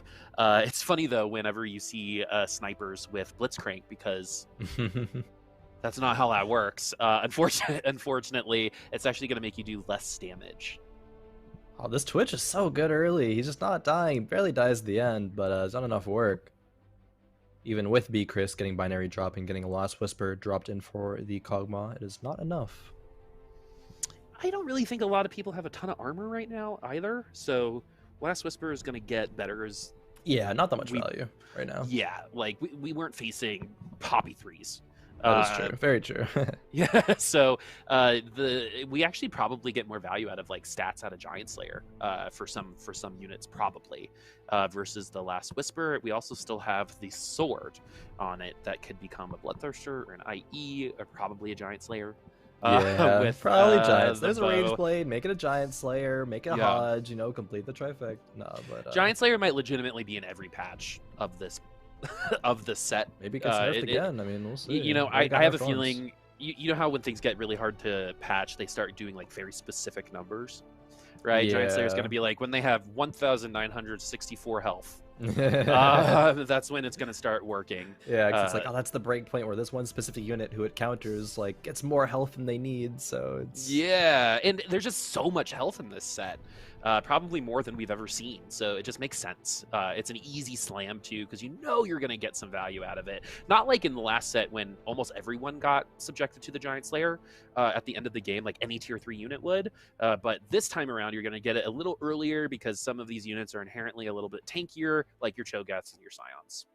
5 Syndicate for red right now, and then Socialite. Oh my, that Zyra damage is crazy. Hey, Zyra. I think I want your number. Yeah, right? I mean... Yeah, like, I like this. Ooh, I want that to stay. I don't know where it would go. We have 5 syndicates. Yeah, and having the extra gold, I believe that's the one where each syndicate that's alive, you get gold when the round is finished as well. So just earning a bunch of gold now too. That is pretty nice. Yeah, and the 5 syndicate is everyone gets it. Yep. And then the 7 is everyone gets it, and then it's like dusk for your syndicate champ. So you're going to get a little bit more. Giant Slayer, JG, Archangel seems to be kind of the AP build right now. We've seen it on a couple people, most notably Victor and Lux, and now we have the Zyra. And the restriction on Zyra is that she can do a whole row. But also the best thing about Zyra is she can do a whole row. Yeah. So if this is the setup of the enemy team, you're only going to get 1 hit from this, or not, potentially from the Zyra. So you are asking for a little bit of RNG, and positioning can really help you. You really want she missed. What? Which is weird because he made it there before she ulted. Yeah, that. Oh man, call the ref on that one. We don't like Zyra anymore. We delete her number from our phones. We don't. That's frustrating because she would have won if she just ulted the right place there. She would have had the Omni Vamp from the Syndicate to heal up. Would have dealt damage. Whenever you're in a sport, right, and you start doing poorly, say you're a tennis player, right, and you start doing poorly, you blame the racket, right? Or you play pool, you put more chalk on your cue, like that's gonna help. Been there, this time though, red literally got kind of I would be a little frustrated with the game right now. But we do see the potential of Zyra. That's a lot of damage for a tier 2 cost unit. Tier 3, tier 2. But it's still a lot of damage as we have the Rageblade IE JG for the Caitlyn and the Giant Slayer Runins, which is something that we are seeing more in this lobby than we have for the rest of the day. This is very, very interesting. Not often will we see 4-1, 5 offensive components slammed, and I mean, there's only going to be really 1 for the Darius a completed item a bit later. But I mean, I guess you have tier 2 carries between Caitlyn and the Tristana. They're going to be doing okay right now. The question is, what are these items going to become later, or what units are they going to go on later? And Hyperspace is going to get punished right now a little bit by this Zyra. Even though it trolled last round, it's still, good unit. Still should be able to get this round. Actually, I don't know. Maybe I'm speaking too soon. So it being a single row is very restrictive now that I'm seeing it in action. Is, yeah. Because it's, again, one of those things that will either feel overpowered or too weak, right? When you get a back row full of snipers, you're going to feel like a monster. Yep. Right? You're probably going to pop every single one of them. You get, the third row with, your single Kog'Maw that somehow survives, you're going to feel really bad about that. So it is a little bit like old school Ahri, but worse. When it comes to that, it's almost random targeting at that point, outside of the one unit she's targeting in the row. Very true. A few more rounds until we get our last augment of the game. I believe this is Sniper's Nest for Ysper, which means every round Sniper staying in the same spot, you'll be getting plus 10% damage, up to 40% cap. I like this one a lot. It's very, very good with a Jhin. All right, so this Zyra. Yeah, there we go. Yeah, against the back row snipers, you called it, Boob. Yeah, you can go buy a lottery ticket on your own. You're calling this too. There it is. Oh man, satisfying. See, and that's how, in my opinion, what we're witnessing here is good balance, right? Like, if it was so intrusive, or if that hit 2 rows, right, then she would be a 5-cost unit, as we get some free gold as well. I really want to build this Syra after after this game, What if because I love you- playing syndicates, Yeah. and I like going that direction. So That's a crazy idea. It's like, what if you, hit Zyra 2 and she hits 2 rows, hit Zyra 3, she hits all 4 rows. yeah, right, That'd be because too that's much, still but like one that'd of be cool. the last remaining kind of, I think, low-hanging fruit sets, which is changing ults Yeah. as time goes on. As wow, that was a quick Tristana 3. Very. Once we kind of picked up the Tristana 2, and we're gonna go ahead and put our Orianna. It seems like Orianna is kind of like the Diana of this set. Yeah. We put her in. That's a We use her beautiful for her comparison, ult, I think. right? We use her for her ult, and it doesn't really matter if she's here with anyone else because of the value. Blitzcrank in the front row this time. Gonna hit up Vi, and really, this Orianna ult is shaping up to be pretty gnarly. If there's anyone to ult at that time, there's a lot of Yeah. damage happening. There we go. Ult the front line, ult a few units, CCs them, does damage, also shields as well. Or it's like a better Diana even. Like, but I think it's a really good in comparison to make the Diana. You can slot her in very easily. She has CC. She's good. She has better tags than Diana. Has between the Nightbringer Clockwork ult and- like Yeah. synergy in her ult, right with the shield. So yeah, it feels real good, and they're the same cost. One was just an assassin, and this one does it at range. So it's Yep. different positioning. I'm actually thinking about it, and Orianna's such a better Diana because her Enchanter Clockwork tags are so easy to splash in and get value from. She also not only CCs and does damage, more damage I think than Diana, but she also shields as well. Like, she's everything Diana, was Wanted to and be. so much more. Yeah, and Diana was good. So especially at the end of set 5.5. It's funny because set 5.5 hasn't ended. That's true. Yeah, we're still We're talking playing about it like it's gone. yeah, I mean, exactly. basically, but not really. It's like the other day when we said someone wasn't here and it sounded like they died. It's like, no, they're still here. They just aren't here at fight night. Yeah. Don't worry about it, everybody. As we're going to move some items over to the Kaisa. These are some good 5-cost units, moving a little bit into the Bill Gates type of situation. 3 5-costs on the board. The Rage Blade is going to go on the Kaisa along with the Last Whisper, and we're going to say hello to some friends to start with. But because of our ult, we're fine. Thank you to Yumi. As well. Kaisa, one of the best Yumi carriers to start with. We should get 1 more ult off, maybe 2, based on nothing because she's dead. Yeah. I was gonna say, I thought I was like just blind for a second. I was like, where are B. Chris's items? Like, there's 1 item on a front line. I believe it's Mundo. There's 1 item on Urgot, and then just basically 1 item on the Kaisa. Well, I guess there's the Zephyr on the bench, but even still, okay. Get a Mutant Emblem or Titanic Force. Mutant Emblem would be nice. I think, yeah, those are the choices for sure. Is going to be Titanic Force or Experiment Leet. Oh, another Kaisa. Yep. That's not Chemtech. That is Mutant. X-Men. Because the little atom signs look like an X to me. Yeah. So I go X-Men Mutant for that spat. Ooh, nice pickup there. Big. In the same pack. Yeah, 3 Scholar, don't really need this Heimer in, and yeah, okay, gonna take it out. Favor of another Bruiser? Honestly, probably just play the other Kaisa. That's okay. That's a lot of damage. 2 Kaisas on the board. Yeah. If you can fit it in, but we are gonna keep a 3rd Bruiser on the board instead. Oh, it's as like our the Zephyr holder. Yeah, okay. Yeah, I like just that. our I Zephyr like that holder. actually a lot. Whatever unit you would feed to Tom Kench would probably be a great Zephyr holder as well. True. Oh, and it's actually gonna be perfect positioning to Zephyr the Akali from red. Love that. The tier 1 Akali. We've got the JG Archangels Giant Slayer here. So Akali is going to ult through. Nope, she's not. Akali might be this Yumi. set's Kale. But what Akali is supposed to do is ult through the largest line of units, and then she'll go back and ult them to execute them after they reach a certain level. Which is why I like Lifesteal or Magic Vamp on her. Like, I really like Hex Tech or Hodge on her because she's not going to ult that much if she doesn't have it. So, in my opinion, that raw damage obviously wasn't enough. 7 Syndicate for red. 1 Akali away from Akali 2. Akali 2 would be a lot more survivable and obviously just a lot better. Akali 2s could win lobbies.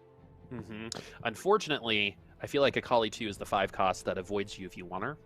She's That's playing hard to true. get, right? Because I play a lot of Syndicate, and for some reason Akali just hates me.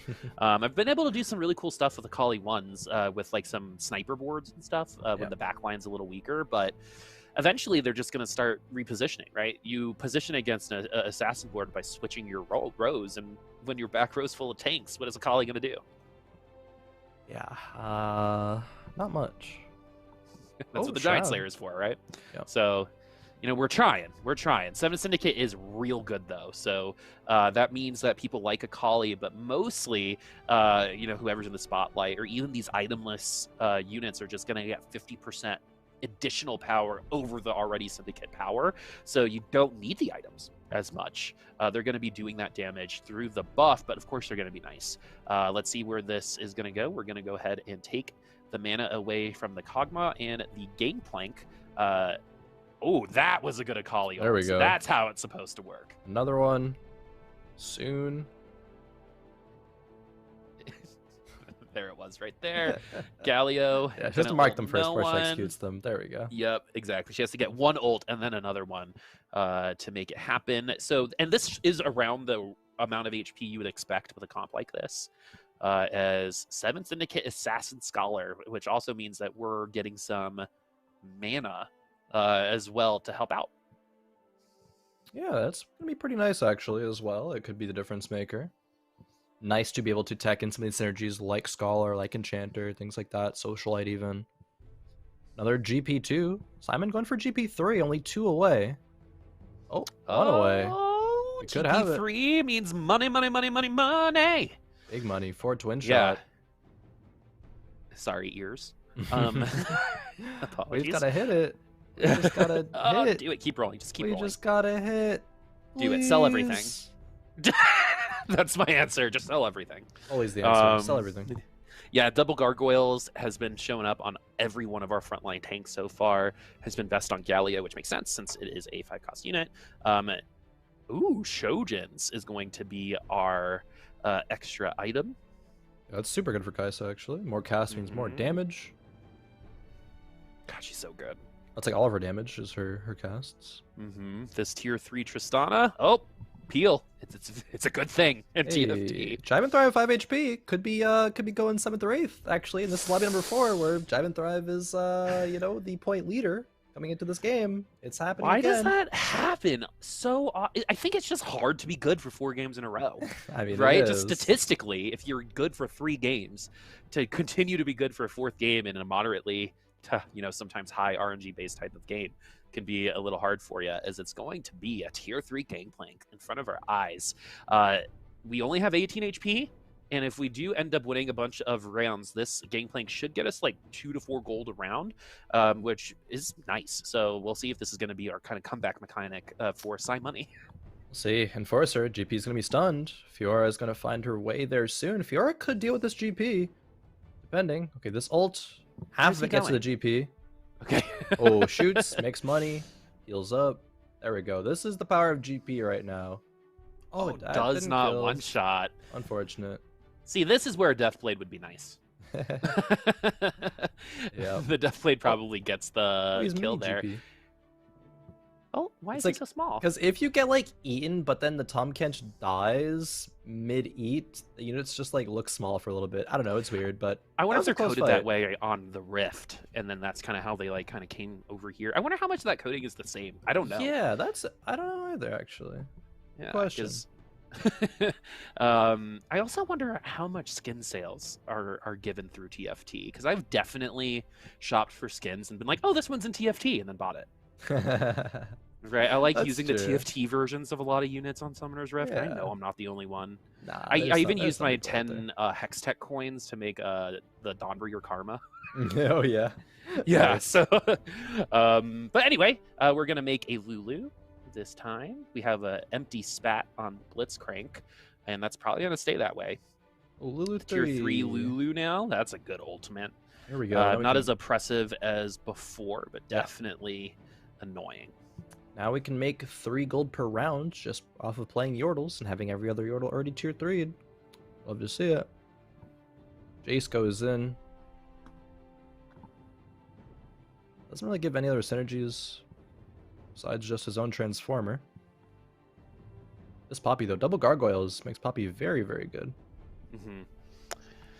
Oh man, do you think if there is a movie, Jace would be Shia LaBeouf because he's a transformer? Oh my god. Yes. I should be muted. You. I should mute myself on for that one. Yeah, I'm just gonna go. Have fun casting the rest of this. But anyway, Jive and Thrive, 0 HP. Oh no, Boop! It's happening. The curse of It's first place, fourth happening. lobby happens. At this point, I think it's like a 3 out of 4, 75% chance. It's something that we completely made up, but ended up being true.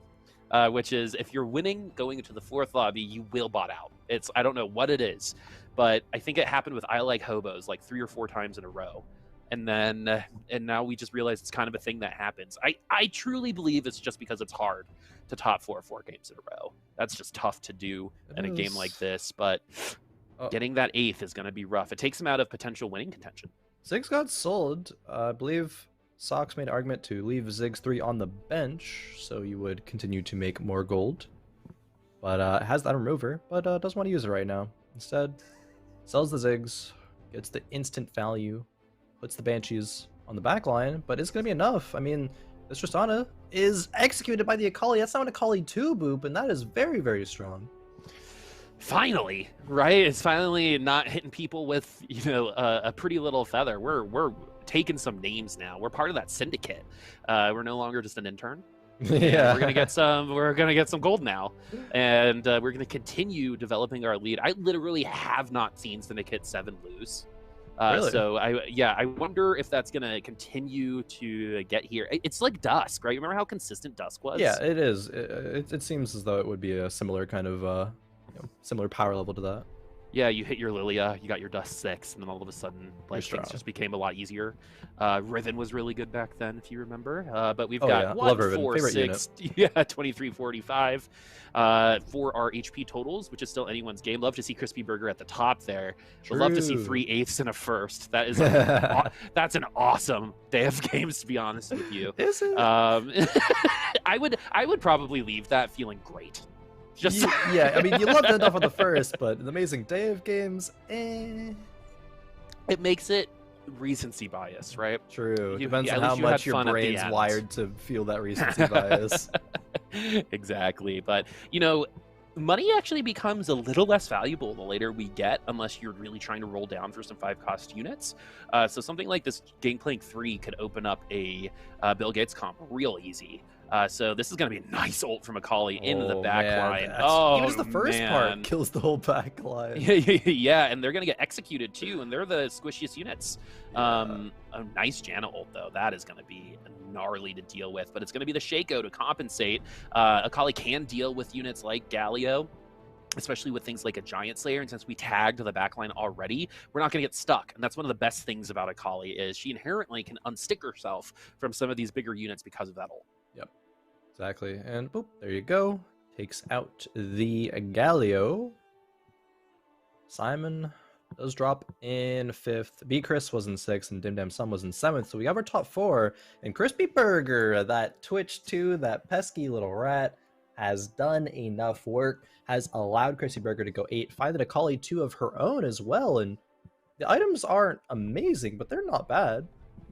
No, Frozen Heart is actually a really great assassin. Yeah.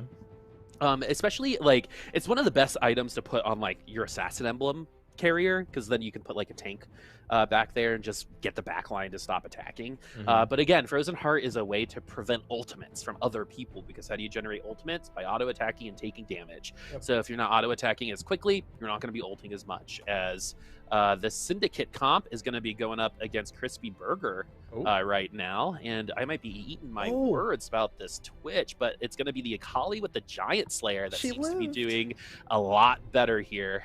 There it is. Oh, that's crazy. That Akali was like 1 HP and then healed up because, 7 Syndicate and healed up enough to whereas got the Yuumi shield. It looked like that was a Yuumi shield, at least the Yuumi attach. Got the shield. Executed the rest of Crispy Burger's comp. Very, very close. That fight could go either way, though. So Chrissy Burger having enough HP to have that fight happen again, it might very well go her way next time. Yeah, I won a lobby earlier with Protector Akali. Oh, yeah, actually, that's exactly. cool. So, yeah, exactly. So it was a Protector comp, and I splashed an Assassin in, and it was super cool to kind of see her as like a solo unit. Yeah. Right, as like a traditional carry like that, not one that's like super flashy. Because the shield was really, really nice. And that ult was nice too. Oh, also props to the animation team making the her E, I believe, on Summoner's Rift proc when she hits a wall, which is so cool thematic wise. Yeah. So she's not like moving onto the bench on accident. As that's going to be a win for Akali. To this day, still, I have yet to see Syndicate 7 lose. So let's see if it's going to happen. We've rocketed up the leaderboard into second place. We might be able to take the dub as we did just win the last one. Okay, Zeeks. They both wanted the Manager's Claw, but it was Red taking that one. Red was a player that was pretty up there in terms of the scores. We've had 17 points leading into this game. I have to see. Won the first lobby. They won the first lobby. If they win this, they'll be tied with Drive and Thrab's points. So, ooh, a lot on the line here. Crispy Burger, though, could throw a wrench in people's plans. This happens again. Not only does the first place player maybe fall, but the last place player gets always top twos. Always top twos. At least, yeah. Yeah, no matter what. Because there's something that happens, especially for some people, when you're like out of the running and you can just like screw with other people, right? With the weights off, it doesn't matter anymore. Yeah, exactly. There's a certain European I always think of when I think of that. It was a strategy. But yeah, we've got Twitch in the back line now with that Bloodthirster getting some of that health right back up. But is this enough damage? It is too vulnerable to these assassins. And even though we have some similar units, the Akali just too much. Love that item combination as well. It really does seem like build your Giant Slayer and then just kind of see where it goes, because Giant Slayer has appeared in all of our AP and all of our AD comps so far. Yeah. Except for this one. 6 Chemtech. Don't really need 6 Chemtech, however, but maybe Crispy Burger is looking for 7. Would have to survive another round, which is actually doable. Even if Crispy Burger loses, we could still see a Sage 7. Let's see. We actually haven't seen one today. I don't think. So. Again, new sets usually mean quicker games. Yeah. I don't think that's the case this time around, because we're potentially going to get there. As you said, Crispy might not lose. And we haven't been losing by that many units. And that Akali ult wasn't amazing. So we're going to have to get to a whole other one. And the positioning of this board is actually really gnarly for the Akali, because no one's actually in a line. The Akali from Crispy Burger did get taken out rather early in this fight, though. So this might actually be it. Such a cool unit. Oh, man. It's so good. It's a bit too good for Crispy Burger to deal with. Does go out in second, and Red will win the lobby for the second time here today in game number 4. But that's going to be it, Boop. Those are the 4 games. We got to figure out who's going to win, because I actually have no idea. Yeah, we'll let the mathers, the ones that have majored in quick maths, for them to do in quick maths. Love it. Yeah, and see what happens there. But dude, Crowan, I had so much fun. Set 6 is a blast. That's such a great set. We got a complete tier 3 augment game too, which is pretty rare. So it's really fun that we got to see that here. I haven't gotten to play one yet. So yeah, I got to 1, maybe 2. It's super rare, but super fun. Yeah, exactly. And we got to those team comps on that part. If you're gonna watch a VOD of any of those games, I'd probably go with the 3rd lobby, because of the 3 tier 3 augments, because we got to like full power at like 4-1 for some of our boards. So that was nuts. And we got to see so many units actually perform. One of my biggest pet peeves in old sets has always been seeing units that just kind of exist. Right, they're there just to exist, but everyone kind of has a little bit of a place. Like you think of someone like Zach, right? You know, that's going to be very, very helpful in certain situations. Not all of them, but some of them. Yeah. Well, the wait is over, Boop. We are going to have our scores available and see who will be this week's victor, and it is going to be Red. Wow, winning the tiebreaker against Jive and Thrive is literally just that 8th. If they had dodged 8th, Boop. Oh no. Dive and Thrive takes 2nd. Simon consistent throughout the day, gets third. Jesper rounds out our top 4. And B Chris Hyperspace Crispy Burger actually ends above Dim Dam Sum as well. Yeah, but this is how professional players are created. What Jive and Thrive did, right, is probably one of the most motivating things going into next week. That's true. For a player that you can ask for, right? Because you can only blame Jive for this, for this 8th place. That is all on you, buddy, right? So now if you just didn't do that, like, think of what happens. And you fell into, like, the Booposaurus conundrum, right? Like, you wanted to have a little bit of fun, but you lost $100 because of it. Was it worth $100? Maybe, right? That's what you got to think. Yeah. Was that game worth $100? Maybe. I guess, 50. Still get 50 per second. 50, so, that's true. Yeah, 50. Not quite as harsh as that, but still get the idea. But I just want to echo your sentiment as well. While we wait for the interview to come through, that this set's just a lot of fun, especially when, like, I'm just thinking of, if this is a game, this is a set where you can literally go like level 8 on 3-5. Like, I'm a fan. Like, you can play TFT this set in literally so many more different ways that weren't even a possibility before, and it's different every game because of the augments and the combinations of augments and everything like that. Like, it's crazy. Just think about the early game and how different nuts. it is right now. I know, the early game and the implications of the early game, snowball into the whole game, right? And so, like, everything's gonna be different. Yeah, every single thing. Like, right, just even those augments that just give gold, that's gonna make such a big difference in that early game, right? Scrap emblems in the early game versus things a little bit later. So it is so cool just to kind of see how every type of player can find something that they like in the set personally. Hey, you want big explosion, you want explodey, then you can play Chemtech, right? And get the augment there. Hey, do you want to be, old Vayne? Well, there's an augment for you, right? When you get down to a certain % of health, you go into shadow form, right? And so there's so many things that you can do and speak to your own specific play style, because there's a lot of people that I know that is very similar to, like, do you know anyone who doesn't order the same thing as you at a restaurant?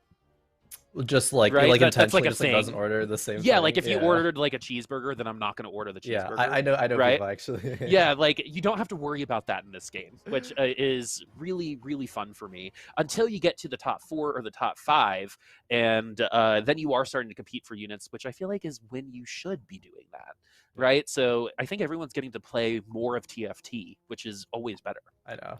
It's great. What's not great, unfortunately, is we don't have an interview with Red, but that is okay. Still, we're going to be the victor, earning $100, and we'll be the defending champion for next week's games. But I guess that gives us a couple minutes, Boop, to continue chatting, about this set as well. Any favorite moments that you have here today from our games? There is we saw a lot of cool stuff. Anything that jumps out to you?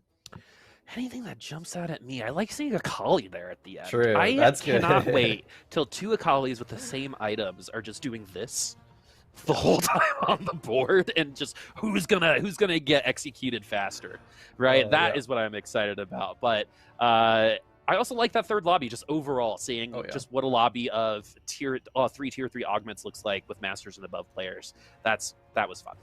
Yeah, definitely. I think for me, I referenced it, so I think I kind of got to go with it. The level 8 on 3-5, like, when you have that dominant of a lead, because of one augment in specific, it is going to be the clear mind. Clear bench, clear mind. Absolutely love it. I love that Riot and their design, made these names to, like, kind of, go along with the memes of the community too.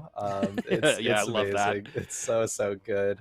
I absolutely love it. It shows how invested, how involved they are. Like, oh man, They're us too. They're playing the game. Like, it's like a waiter who eats at the restaurant they work at. Right, that is actually kind of rare. But again, one thing I wanted to compliment you on, one more thing, Crow, and love the costume, by the way. Thank you. And you sniped 4 predictions. You're 4 for 4. Ooh.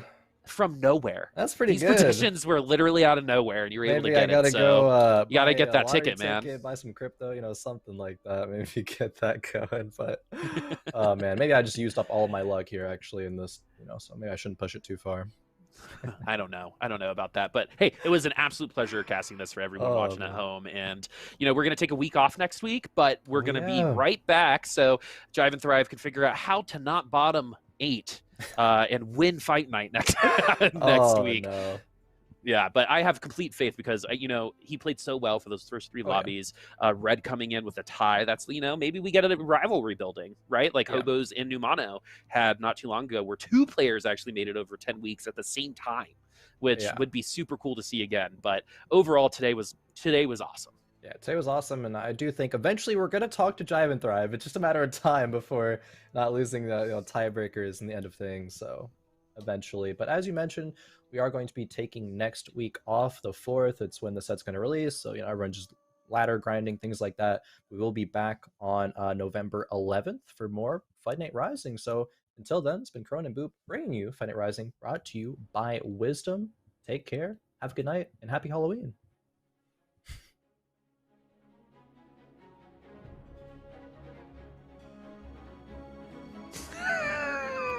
Beautiful.